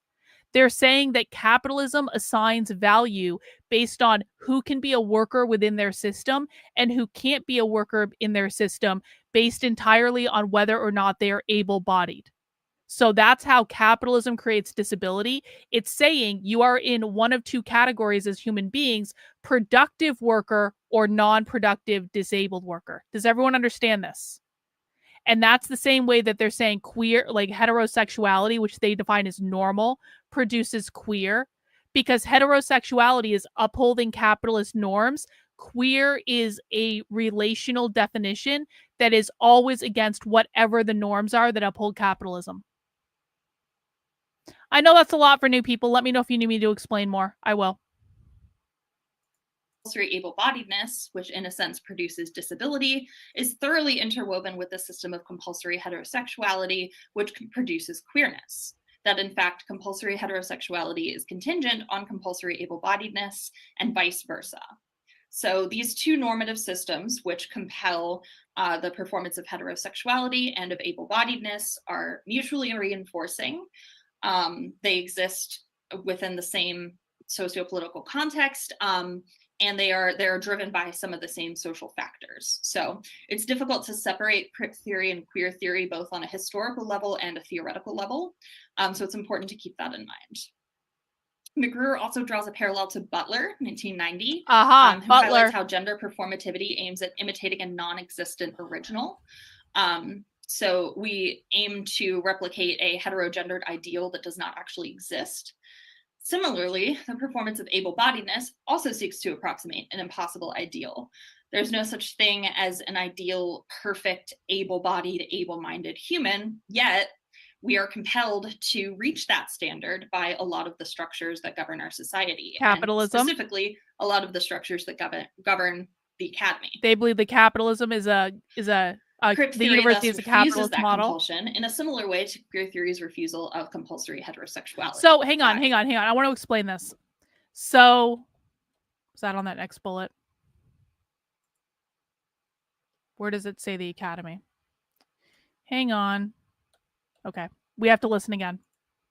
The structures that govern our society, and specifically a lot of the structures that govern. Okay, here it is. It's in the subtitles. Okay, so do you guys remember over the weekend when we were watching the Socialism Conference, and there were multiple, we got multiple university professors on tape this weekend basically shit-talking their universities. There was one professor at the University of Chicago that was completely shit-talking the University of Chicago and talking about how they want to use the resources of the university to tear down the university. There was that other insane professor at Princeton who was also shit-talking Princeton and literally telling people, use the resources of the university to tear down the university. Why would they do that? They're employed by, these are literally Ivy League schools, both Ivy Leagues. And the professors are like, use the resources of the university to destroy it. Why would they do that? Well, if they're radical revolutionary socialists and they want to overthrow capitalism, they have to believe that the university is a capitalist structure that's producing workers for capitalism, and therefore they are working within the structure to overthrow the capitalist system because they view the university or the academy, what this person just said, there's a lot of structures that govern the academy that we need to tear down in order to do Crip theory. They're saying the same thing. The university is a capitalist model. And people are confused about this because they're like, well, the left controls the universities. Well, yeah, that's true. The left does control the universities, but you have to think about what aspect of the universities the left controls. And again, I worked in higher ed for 10 years. I'm deeply familiar with the structures of universities, and they're huge organisms. They are giant organisms. The structure of a university is very hierarchical, but it's also very wide in that there are thousands of people who work at your average university, okay? And there are all sorts of different departments and divisions and all this stuff. What the parts that the left controls are overwhelmingly faculty, overwhelmingly what is taught in the classroom. What programs do we have? What syllabus do we use? What books we order? Stuff like that. The far left, the radical revolutionary left, has a stranglehold on what is actually taught in the academic parts of universities. However, universities are not run by faculty. Universities are run by administrators. And administrators oftentimes are the ones that are trying to make the university support the capitalist structure in America by producing graduates that are going to go into the workforce and be productive as a part of the capitalist workforce. So the faculty, who are overwhelming far leftists, are almost always in a constant war and fight with the administration. The administration does not get along with the faculty. So when you're thinking about it in terms of this model, the people saying tear down the university because it's supporting capitalism, they are on the faculty. They're not on the administration. The administration is like, we're the ones that have to be good, productive members of society. This is the perpetual war. So even though many people in university administration do vote Democrat, that's very, very true. But remember, real radical revolutionary socialists don't like Democrats. They don't like liberals. They don't like progressives, even most of the time. And so even if the administration does personally veer more kind of like Democrat or blue, they're still going to be at odds with the faculty because the faculty is way further left than them. Does everyone understand this? Okay, let me know if you don't. Govern the academy. Crip theory thus refuses that compulsion in a similar way to queer theory's refusal of compulsory heterosexuality by embracing disability, embracing the identity of Crip as a resistant revolutionary concept, rejecting the compulsion to reach this ideal. So some of the ways that it seeks to do that are through concepts sort of borrowed from queer theory. So Halberstam 2005 theorizes queer time as, quote, strange temporalities, imaginative life schedules, and eccentric economic practices. Although these things come from the rejection.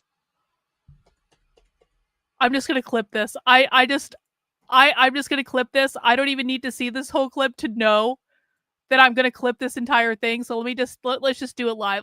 We don't need to like fart around with this. I just need to clip this. I cannot fucking believe they're saying this. Oh, no, are ScreenFlow denying me? No, ScreenFlow, don't do this to me. Don't do this to me, you fucking program. Hang on. Let me see. New document. Maybe I'll start here. Oh, if I can't get this clip, I'm going to be so mad. Record.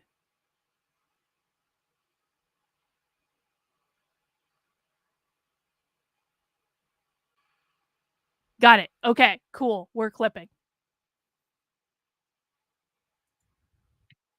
So some of the ways that it seeks to do that are through concepts sort of borrowed from queer theory. So Halberstam 2005 theorizes queer time as, quote, strange temporalities, imaginative life schedules, and eccentric economic practices. Although these things come from the rejection of the heteronormative ideal of marriage, family life, and the typical life schedule. The experience of disability similarly rejects some of the life schedules that we would consider to be normative. Crip time is intertwined with queer time, and Kafer 2013 explores that intertwinement and explores how disability can produce similar strange temporalities to the experience of queerness. An example that we see a lot of times in the academy is something related to the medical withdrawal. So the expected progression of finishing a degree within 4 years is a lot of times impossible for a disabled student for whatever reason, needing to withdraw medically in a particular semester, or being unable for whatever reason to finish their degree within 4 years.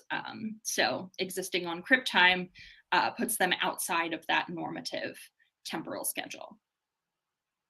Wood 2017 argues specifically for the application of Crip time in the college composition classroom by critiquing the normative timeframes which frequently uphold compulsory able-bodiedness. So this would be things like expectations for regular attendance, meeting deadlines, and generally completing work on a predetermined schedule. In composition, this is key when we talk about the writing process. Students are expected to complete drafts at certain times, to turn in work at specific times, and of course, to be present in class at specific times. All of these things are complicated by the experience of disability. Another concept from queer theory, and Hang on. specifically from Hang on. I'm gonna clip this too, but can we just disabled people have their own time, guys. Disabled people have their own time. Disabled people should be able to make up whatever schedules they want, and disabled people can't be expected to go to class or meet deadlines or complete work on a schedule. Even if you give them that schedule at the beginning of the semester, they're still on queer disabled time, which is not the same as normal people time, because we don't want to uphold normativity with normal people time. I need to listen to this again. That was great. That was everything I thought it would be. Disabled people have their own time. Awesome. sort of borrowed from queer theory. So Halberstam 2005 theorizes queer time as, quote, strange temporalities, imaginative life schedules, and eccentric economic practices. Although these things come from the rejection of the heteronormative ideal of marriage, family life. Time comes from the heteronormative ideal of marriage and family life, because when you're married and you have a family, you have to stick to the very capitalist schedule. And the typical life schedule. Mm. The experience of disability similarly rejects some of the life schedules that we would consider to be normative. Crip time is intertwined with queer time, and Kafer 2013 explores that intertwinement and explores how disability can produce similar strange temporalities to the experience of queerness. Yeah, you don't always have to win. An example that we see a lot of times in the academy is something related to the medical withdrawal. So the expected progression of finishing a degree within 4 years is a lot of times impossible for a disabled student, for whatever reason, needing to withdraw medically in a particular semester, or being unable for whatever reason to finish their degree within 4 years. So existing on Crip time puts them outside of that normative temporal schedule. Remember, guys, this person is a PhD student at the University of Michigan and also teaches classes. Just keep this in mind. Wood 2017 argues specifically for the application of Crip time in the college composition classroom by critiquing the normative timeframes which frequently uphold compulsory able-bodiedness. So this would be things like expectations for regular attendance, meeting deadlines, and generally completing work on a predetermined schedule. So disabled people can't be expected to show up to class, meet deadlines, or complete work on a predetermined schedule. In composition, this is key when we talk about the writing process. Students are expected to complete drafts at certain times, to turn in work at specific times, and of course, to be present in class at specific times. All of these things are complicated by the experience of disability. Another concept from queer theory, and specifically from Halberstam, 2011, theorizes failure as a queer art, privileging extra and anti-disciplinary ways of knowing, as well as queer values of frivolity, promiscuity, and irrelevance, as opposed to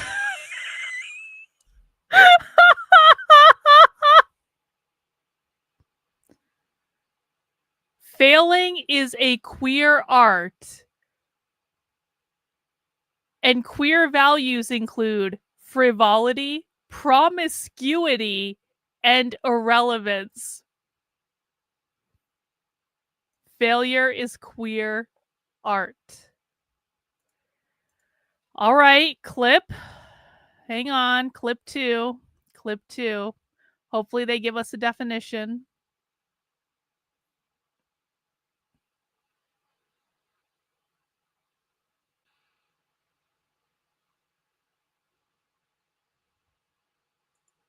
times, and of course, to be present in class at specific times.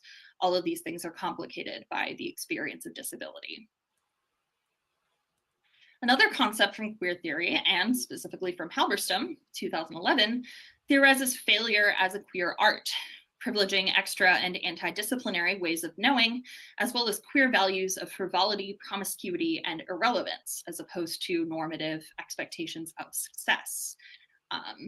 This is another area where the experience of disability might be similar to that of queerness. Mitchell, Snyder, and Ware, 2014, explore specifically how Crip and queer understandings of failure might be brought into the classroom, turning failed capacities into productive incapacities. This is actually an area where Crip theory has somewhat been embraced within the academy, at least within my discipline of composition studies. In composition, thinking of writing as a process over product, as per Murray 1972, reflects that understanding of failure. So rejecting the idea of a complete finished product over thinking of what we can learn from the experience of producing rough drafts. Thinking about Anne Lamott's idea of shitty first drafts, right? Thinking about ways that we can learn from the process of producing work that we might consider to be failed, and creating productive incapacities from those experiences. Okay, hang on. Now, like all critical... Hang on. Further ado, it's my immense pleasure to... pain. I knew it. Hang on. We can talk on a theoretical level and learn from the process of producing work that we're going to go back and listen to that whole thing anyway. I just need to save my clip. Hang on. That was all about being productive for capitalism. Everyone knows this, right? Failure is a queer art means you are not contributing productively to the capitalist model. Where is my thing? Create new document. So when they're talking about failure as a queer art, they're saying you are not producing work product essentially, and you don't need to finish the book. You don't need to finish the book.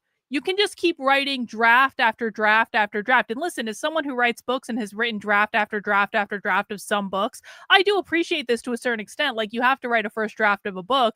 The first draft doesn't always become the final draft. The first draft does, like, it's part of the process of writing. But what they're saying is, don't feel any pressure to produce something, because you can just keep writing draft after draft after draft and never actually produce anything. And it's like, well, you should be revising with the intent to produce something. That's like part of the point. I understand writing just for the sake of writing. I do that quite a bit. I channel stuff just for the sake of channeling it. I do that quite a bit. Like, but at some point it should like eventually result in something productive. And they're saying, no. They're like, you know what? This is the fucking Pisces of this is fucking Pisces of like queer studies. They're like, no, you can just flip about and do whatever you want and swim around in a circle and think about the sky and wait for the universe to speak to you. And when it's meant to happen, it will just happen without you actually having to do anything. This is the Pisces of queer theory. All right, let's go back and listen to this again.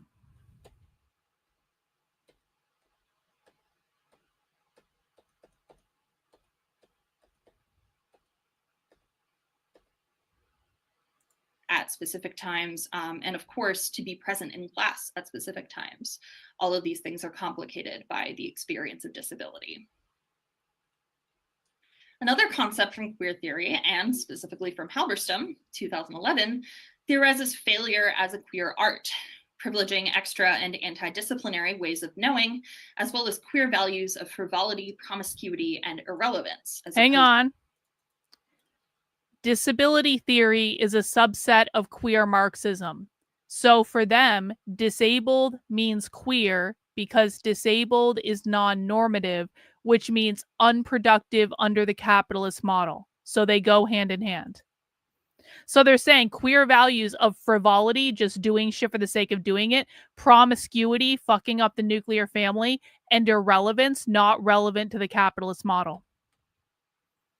As failure as a queer art, privileging extra and anti-disciplinary ways of knowing, as well as queer values of frivolity, promiscuity, and irrelevance, as opposed to normative expectations of success. This is another area where the experience of disability might be similar to that of queerness. Mitchell, Snyder, and Ware, 2014, explore specifically how Crip and queer understandings of failure might be brought into the classroom, turning failed capacities into productive incapacities. This is such a great sentence.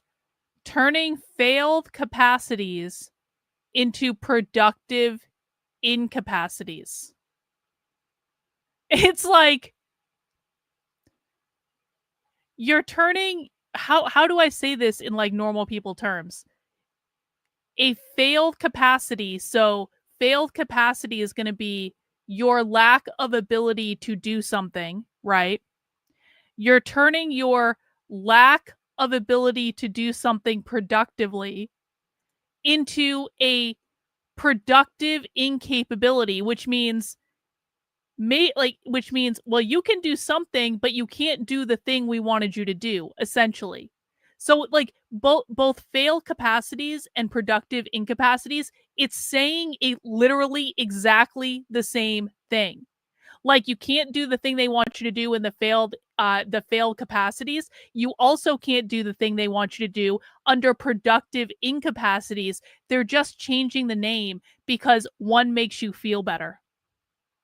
Does everyone get this? This is actually an area where Crip theory has somewhat been embraced within the academy, at least within my discipline of composition studies. In composition, thinking of writing as a process over product, as per Murray 1972, reflects that understanding of failure.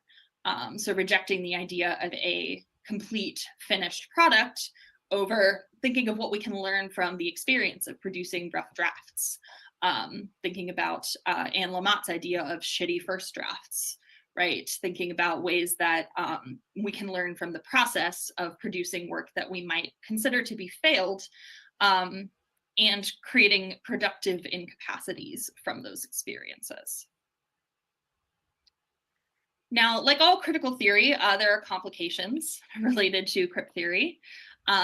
So as I've discussed, Crip theory and disability studies broadly argues for viewing disability as something desirable rather than pathological. However, Price, 2015, complicates this view, and specifically focusing on the idea of pain within the experience of disability. Price asks, quote, if disability itself is never bad, how then do we confront the point that impairment is sometimes bad, especially impairment that involves pain? We can talk on a theoretical level about the idea of desiring disability, and indeed we can get a lot positive out of the experience of being disabled, but a lot of times disability produces experiences that are pretty universally negative, like being in pain. So that's something that Price seeks to complicate, and in response, she advocates for a feminist DS, or disability studies, ethic of care. She articulates thus, quote, care means moving together and being limited together. It means giving more when one has the ability to do so. Yo, this is applicable to community care. This is why they wear masks. Listen. Care. She articulates thus, quote, care means moving together and being limited together. It means giving more when one has the ability to do so and accepting help when that is needed. It does not mean knowing exactly what another's pain feels like, but it does mean respecting each person's pain as real and important.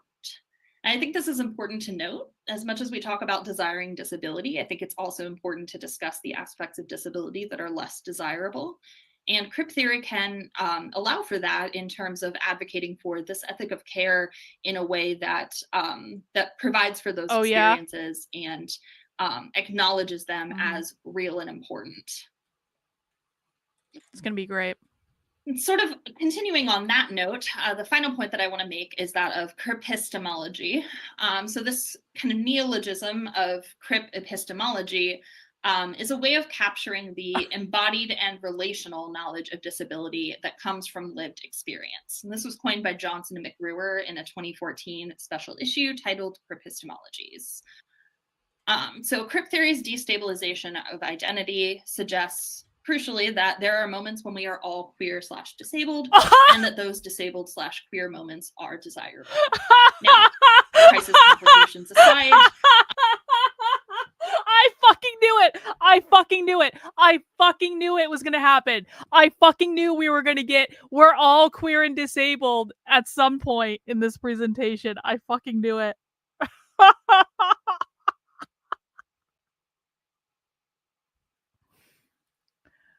Okay. Clippy clip clip. Clippy clip clip. Let's just get the whole thing just for funsies. Why not? Be responsible. Get the whole clip.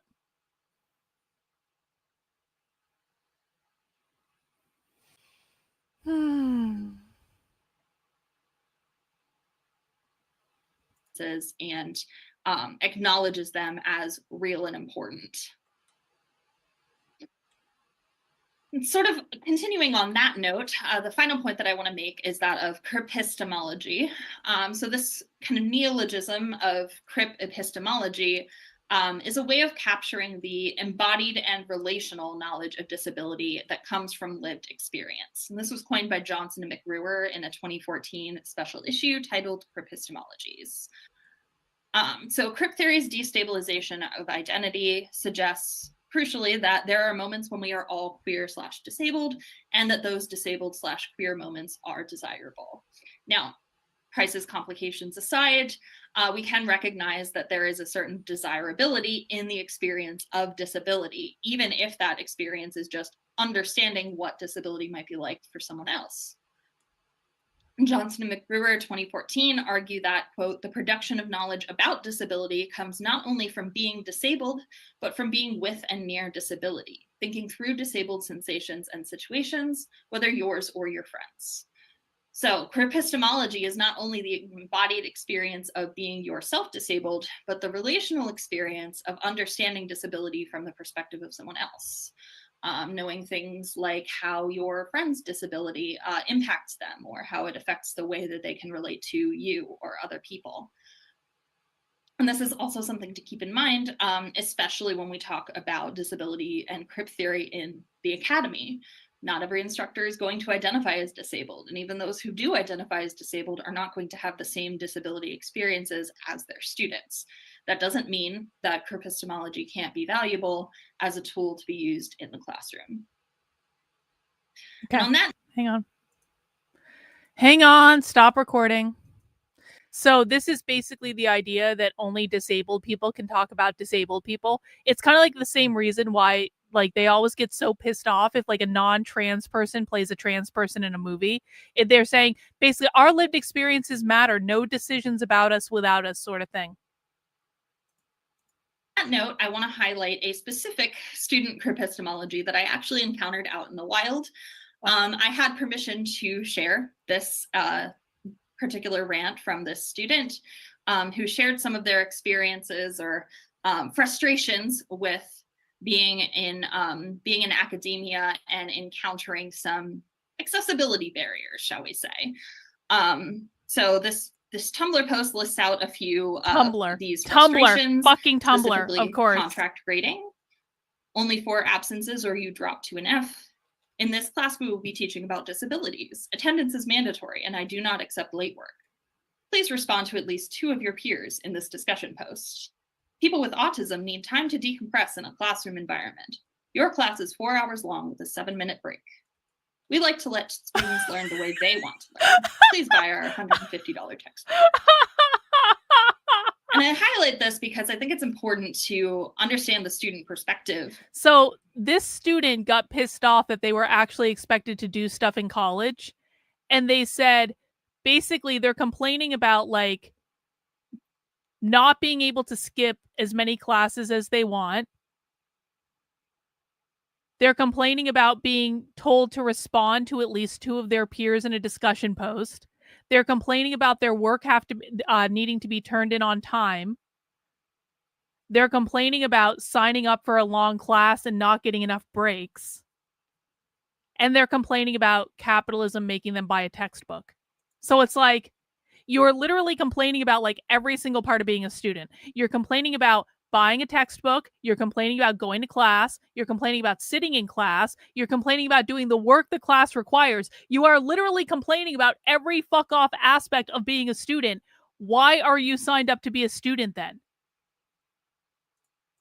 Of course, understand the perspective of students with disabilities, and to highlight some of the experiences that students have that they perceive to be inaccessible. Going back to some of the accommodation models that I highlighted earlier, a lot of the retrofit approaches that we take to accommodation don't always get at what are the actual accessibility barriers in the classroom. I experienced this a lot as a composition instructor because my class doesn't actually incorporate a lot of the things that those accommodations cover. Students who get extra time on exams don't really benefit from that in my classroom because I don't give exams. That doesn't mean that there aren't aspects of my class that could still be barriers to them. So I think listening to students, whether that's in the context of the academy or in the context of a rant on social media, is something that's very important for developing that knowledge of disability. So now on that note, I want to turn specifically to the course syllabus. So there are a number of ways that Crip theory can be applied within the classroom, within the academy. It's been addressed occasionally throughout educational literature, but I want to focus on the syllabus because the syllabus is often an important tool for students negotiating access and accommodation within the classroom.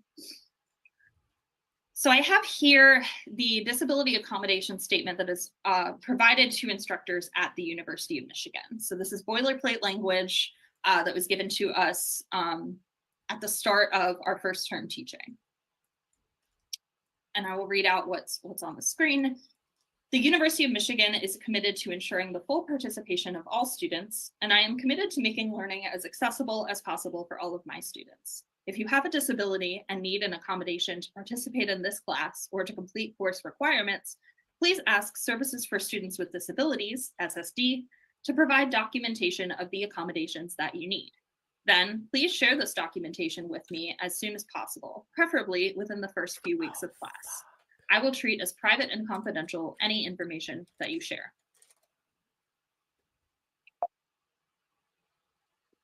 So now contrast this with the accommodation statement that I include in my syllabus. And in the long tradition of teaching, I have borrowed some of this language from other instructors.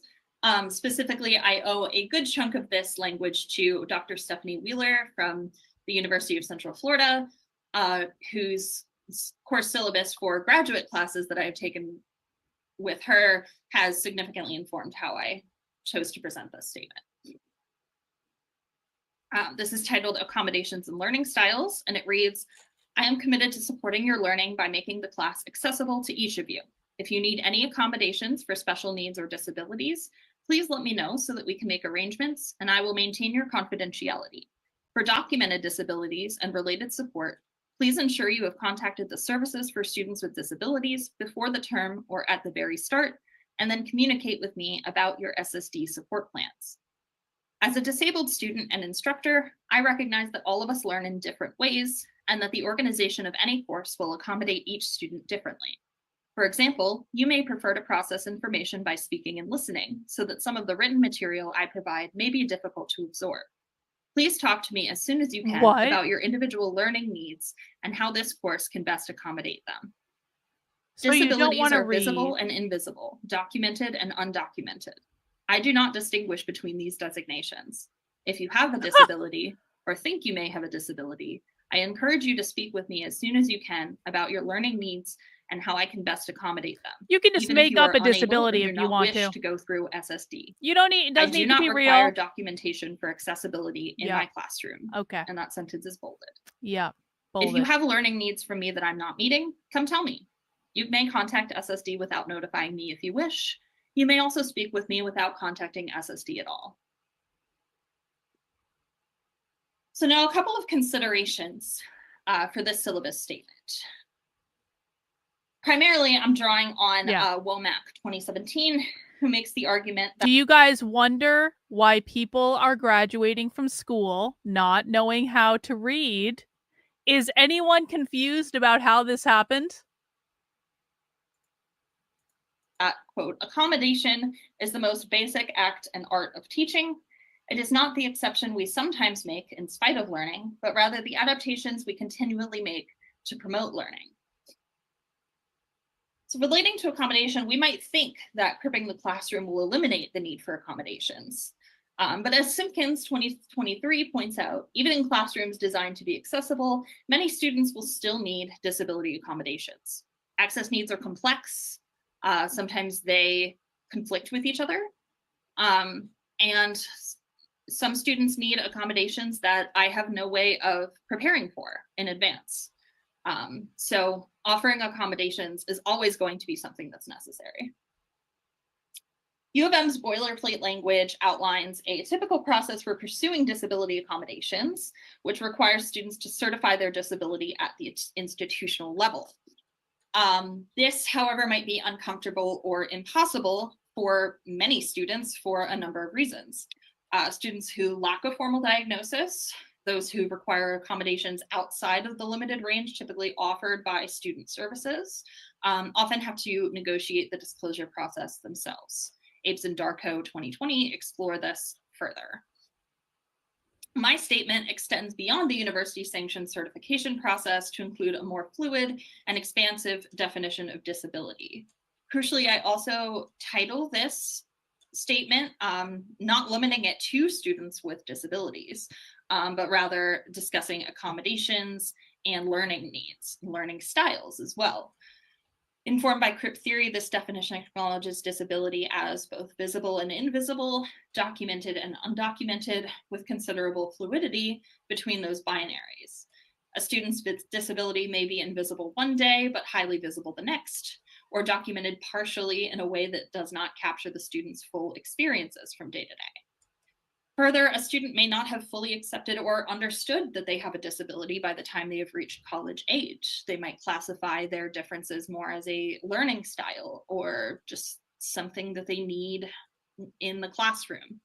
This was my experience, as many of my disabilities were not recognized or diagnosed until well after I had left undergrad. Abes and Darko 2020 encourage disability services professionals to draw on and Crip yet theory somehow by, you quote, still managed to do changing that, by the assumptions way. about the meaning of disability, end quote, in the accommodations process, allowing for a broader range of, quote, acceptable reasons for requesting accommodations seeks to do just that. Now, Simpkins 2023 describes how the syllabus serves a key rhetorical role in negotiating disability accommodations. Students frequently use the syllabus as an indicator of how receptive their instructor may be to providing accommodations.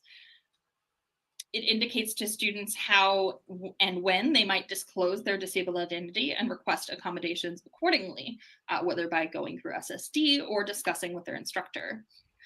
My use of a Crip theory approach in my syllabus is intended to open up dialogue for negotiating accommodations throughout the semester. I encourage students to discuss their learning needs with me, whether or not those needs are tied to a specific disability, so that we can discuss how I might meet those needs. And importantly, my statement also By the includes way, a self-disclosure. Do you guys know how there are schools out there that are getting rid of grades entirely? So there are now public schools out there in which it's like literally impossible to fail because they got rid of grades entirely, or they get rid of AP classes entirely. It's all because of this. This whole idea that, you know, people can't be better than other people.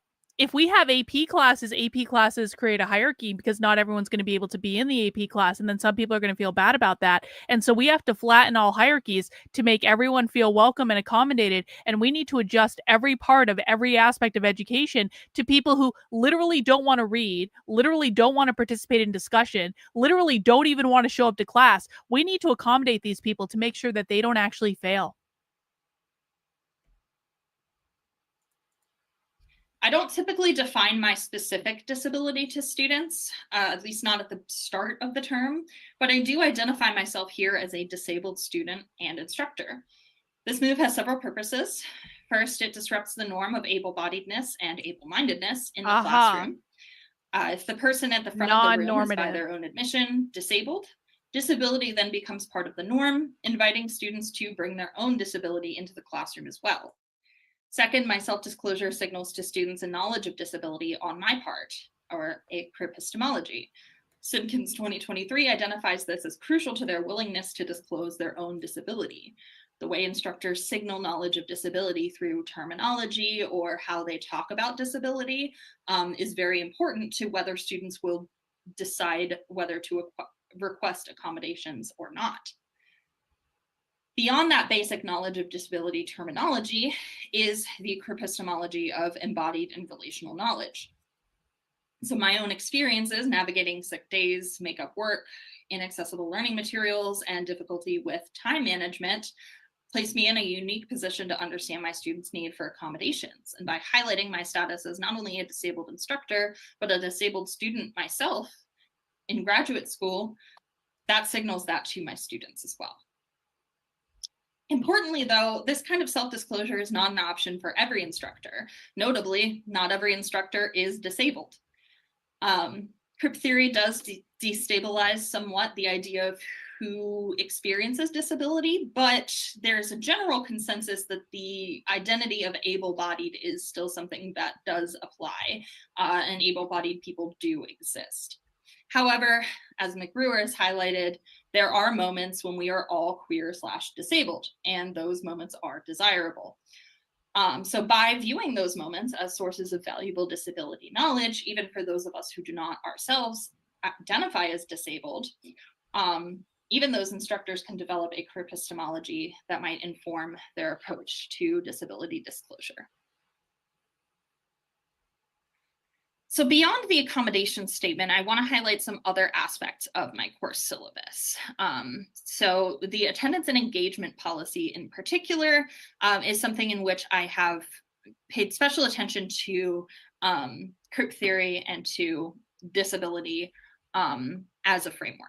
So because our course foregrounds discussion, close engagement with the readings, and close engagement with each other's writing, engagement in class is an expected part of your work in the course. Engagement refers not only to attendance, but coming to class prepared to discuss the readings, contribute your ideas, and engage actively in workshops. I recognize that everyone's comfort with verbal participation is different, and that engagement in class discussions can look different from person to person and day to day. Thus, I encourage you to supplement your participation in class by taking notes, annotating readings, listening carefully and respectfully to others' ideas, and completing in-class free writes and reading responses. Wait. If you must miss class... Did she just literally say showing up and participating in class discussion is required because of the nature of what we do, but some of the ways that you can participate include taking notes and listening attentively to what other people say?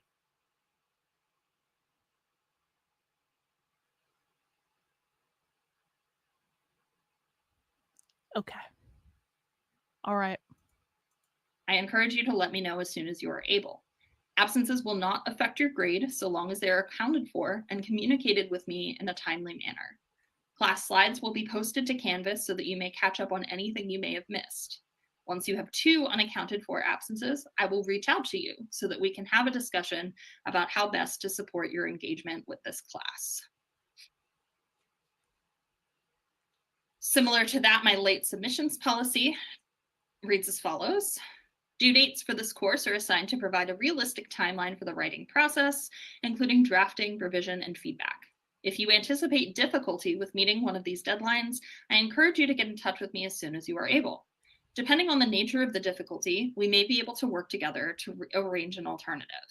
If no alternative deadline is arranged, late work will be accepted at the instructor's discretion. Grade penalties may apply for major assignments. Some considerations here, of course, are transparency. Some aspects of this course, especially with me being a graduate student instructor, are not something that I have very much control over. The discussion format, the requirement for peer review, things like this are determined by the university and are a lot less flexible than others. Peer review also, of course, requires the participation of everyone. So that is something that, while I can make some individual exceptions, becomes very difficult as students start to request extensions, are not present in class. So that's something that can present challenges for me as an instructor as far as providing accommodations. However, my syllabus is very transparent about this. So I try to make it very clear to my students that the discussion format is something that is not negotiable. However, their participation in that discussion might vary. And I do encourage them to keep open communication with me if, for whatever reason, they're not able to participate in those aspects of the course. For those areas where I am able to be flexible, I do prioritize flexibility. I allow for alternative modes of engagement. I begin every class with a private free write, which my students do not turn into me, which often encourages them to kind of sit with their thoughts and express some things that they might not be comfortable voicing out loud. I also do a lot of small group activities in addition to full class discussion for those students who are not comfortable speaking out loud. And allow for a range of modes of engagement in class, such as things like taking notes or annotating readings, although I will note that very few of my students choose to engage in these things. Primarily, these policies are informed by the concept of Crip time. So absences and tardiness do not incur grade penalties. I do ask that students notify me if they're not going to be in class, but I don't take an attendance grade. I don't call roll in class. I do have a small enough class that I can generally tell when students are not there, which is sort of a unique aspect of my own class. A lot of other courses at the University of Michigan would not have that feature. But late work is accepted with prior notice in most cases. The one exception to this is peer review because of the difficulty of assigning students to groups and the fact that students' peers are counting on them to participate in a timely manner. But on that note, I do prioritize an ethic of care. So I prioritize student well-being. For absences and tardiness, I rely on the idea that grade penalties don't generally discourage poor behavior. So the student that, quote, just doesn't care about the class is probably not going to start caring just because their grade is affected. On the other hand, the student who is struggling with a disability and is unable to commit the time at the right time to attending class would be unfairly penalized by that grade penalty. So the ethic of care prioritizes student well-being. I'm concerned when my students don't attend class, not because I want to punish them, but because I want to know that they're okay. My main concern is ongoing communication, which in my experience often serves the purpose of course engagement. If the student's unable to attend class, but they're able to email me afterwards and say, hey, what do I need to do to catch up? That shows engagement with the course. It also helps to develop a classroom community where students care about each other, students care about being present, and care about the impacts of their absence on their peers. When students are leading discussion, for example, they understand that they need to be present in order to participate in that discussion with their peers. And specifically in the case of peer review, students understand that their peers are counting on them to either participate in a timely manner or communicate when they're unable to do so. Okay, so now I want to give us an opportunity to do some collaborative work. So for those of us who are instructors or perhaps who are students and have examples of syllabi that we like, there's a Google Doc that should be shared in the chat. And I want to give us all an opportunity to share some examples that we like. So this could be an accommodation statement, could be a late work policy, something that you use that may or may not be informed by Crip theory or a disability approach. Alternatively, you could share your accommodation statement if you would like to get feedback from other folks. Or perhaps if you have a really bad example, you could share that as well. I want this to be like a collaborative conversation. So I'll give a second for everyone to access that document.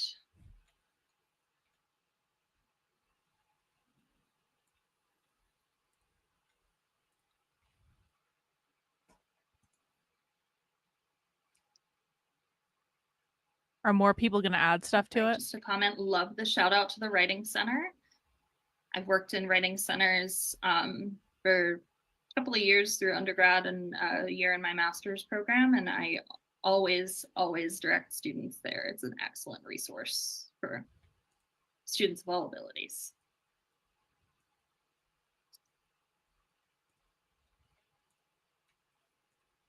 God. College is such a racket, man. Thank you for sharing. College this, is such a current scam. accommodation statement from SSD. I was not aware that it had changed. I think the language that I was given came from my department and not directly from SSD. So it's nice to see. This seems to be a little bit more expansive.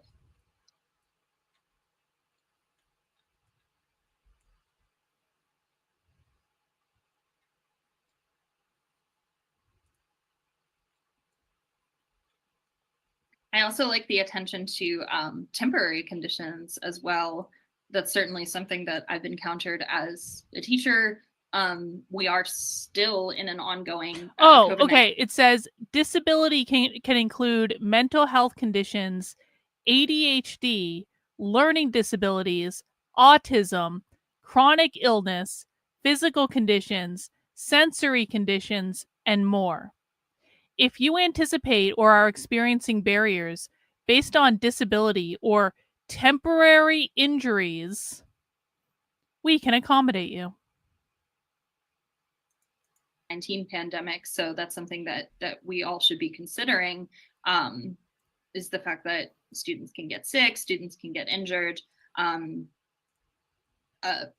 core tenet of disability studies is that anyone can become disabled at any time, and that can include temporary disabilities. So SSD may or may not be able to assist with those, but we as instructors are always able to kind of redirect it at any moment and do what we can to assist students. All right, I'm getting the 10-minute warning, so I would encourage you guys to keep adding to this collaboration document. Welcome to keep up the conversation, but if anyone has any questions, you can put them in the Q&A now, and our facilitators will read those out to me. Hi, everyone. This is Mallory, helping Kitty facilitate the question and answer component of the presentation. Thank you so much, Kitty, for your fantastic presentation and kind of work in this arena, both as a student and as an instructor.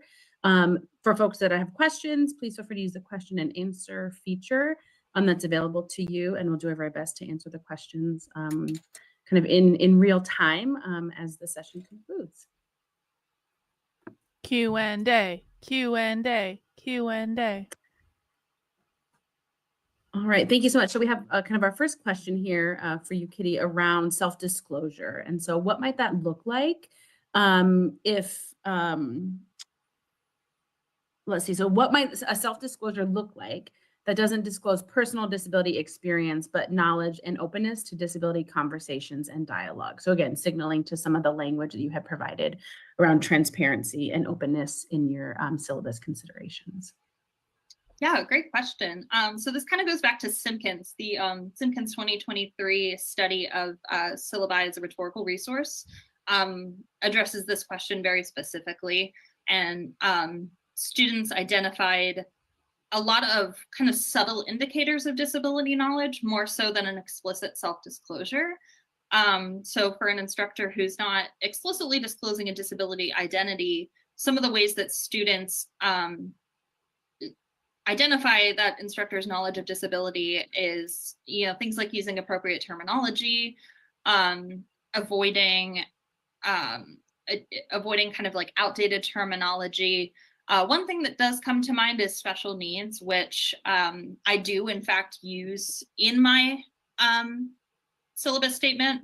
So that can be a difficult one, but I think definitely in reference to a person, that that term carries a different meaning than it does in reference to like actual access needs.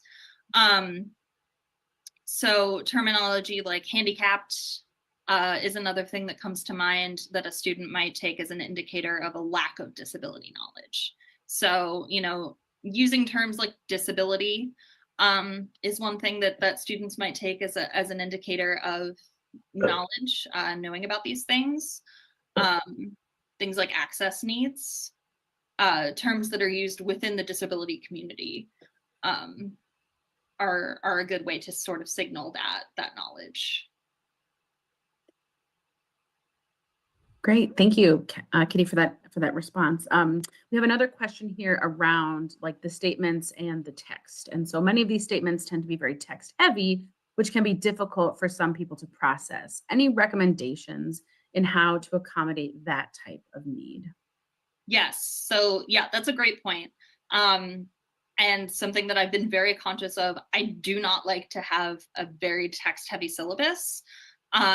I actually have an instructor who taught a disability studies course who tends to use graphic syllabi, which I think is phenomenal.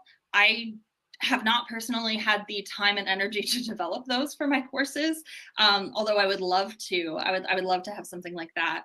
For the time being, though, I do have a plain text syllabus. Part of that is an accessibility concern because I post my syllabi on Canvas for screen reader access reasons.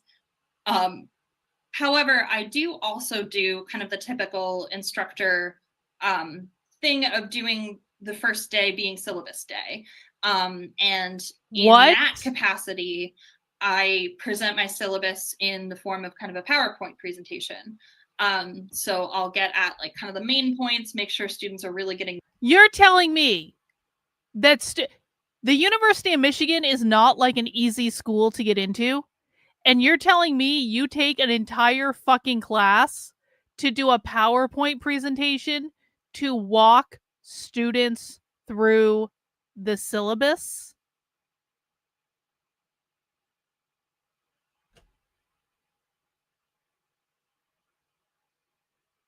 We live in the dumbest time. We live in literal idiocracy.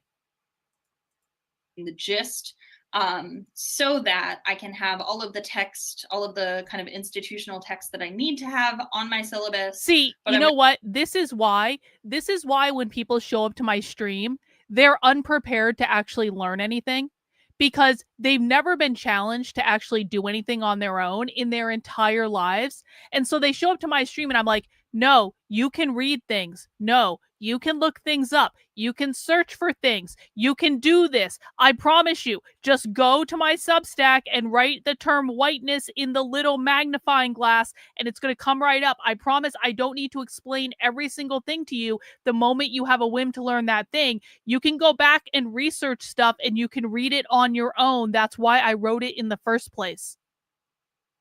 And it's like, now I understand why people are so rebellious. And people come in, they're like, no, I don't want to do research. I want you to do it all for me. I'm like, because you've literally always had it done for you. You never had to go read a syllabus. Bro. Really drawing students' attention to the things that are most important.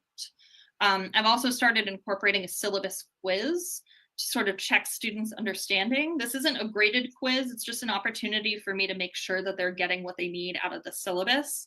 And one of the questions actually points to the fact that I don't offer grade penalties for missing class, which is something that a lot of students miss, I think. And so having the syllabus quiz, having the option for them to answer that question and get that little flag if they get it wrong, that sort of reminds them, hey, actually, this is not a policy that I have in my classroom, does give them another opportunity if that information sort of gets lost in the sea of text. We have a few minutes left in the session. And so for folks that have other questions that they've been kind of considering or are kind of waiting to raise, please feel free to do so if there's still some information that would be beneficial for you. All right, and then with these last few minutes, I will put up my references slide if anyone's interested in some additional reading. I mentioned the Simpkins reading a lot, which I think is very useful for instructors who are looking to sort of crip the syllabus.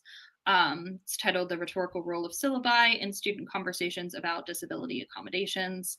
And then basically everything else on here I think is worth reading. Some of them are more queer theory pieces and some are more practical in the All right, that's basically the end of that. All right, we get it. At the University of Michigan, time doesn't exist because it's queer and Crip, and we can't have disabled people following the same schedule as non-disabled people and all that stuff. Okay, well, that was a good introduction to Crip theory. I appreciate that. Thank you, University of Michigan. Now, guys, we're gonna go take a little bit of a break. We are gonna do a break, and then I'm going to come back in about 20 minutes. I'm going to go eat some dinner real quick. And then I'm going to come back in about 20 minutes. And we're going to do a spy stream into a live leftist organizing call. And we're going to see what the left has up their sleeves next. The organizing call is going to be the one hosted by like the NEA and the AFT. This is the organizing group that's typically most closely associated with the teachers unions. So we're going to see what they're talking about, what they're planning, what's happening next. The organizing call actually starts at around 8:30 Eastern time, but I'll start the stream up in about half an hour or so. We can maybe talk about some other stuff in the meantime. And that's what we're going to do. So I appreciate you guys coming to University of Michigan Crip Studies Day. We may continue with this tomorrow. We may do something else tomorrow. I have to decide. But I did get some great clips today, and I appreciate you guys hanging out with me. As always, please head over to the Substack if you do want to support the work I'm doing. That is Karlyn, KARLYN.substack.com. And I stream Monday through Friday at 5 p.m. Eastern time, and you can drop by anytime. All right, I'm going to go get some dinner. I will see you guys real soon. And there's the video. All right, bye.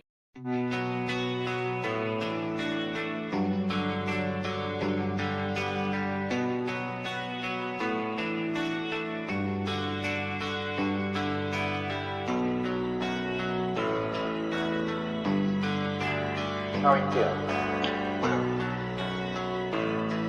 How long have you been here? 3 months, May 17th. And what brought you? That's difficult to answer.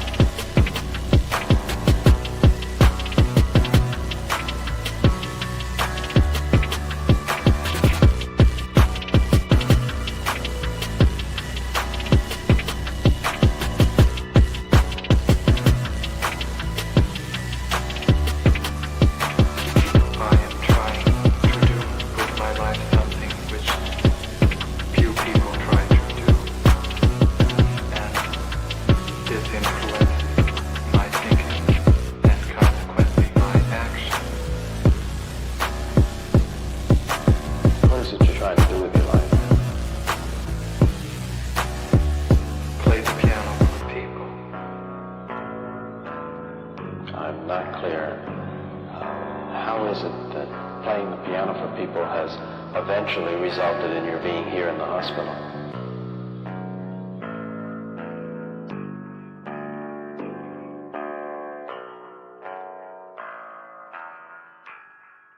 That's difficult to answer.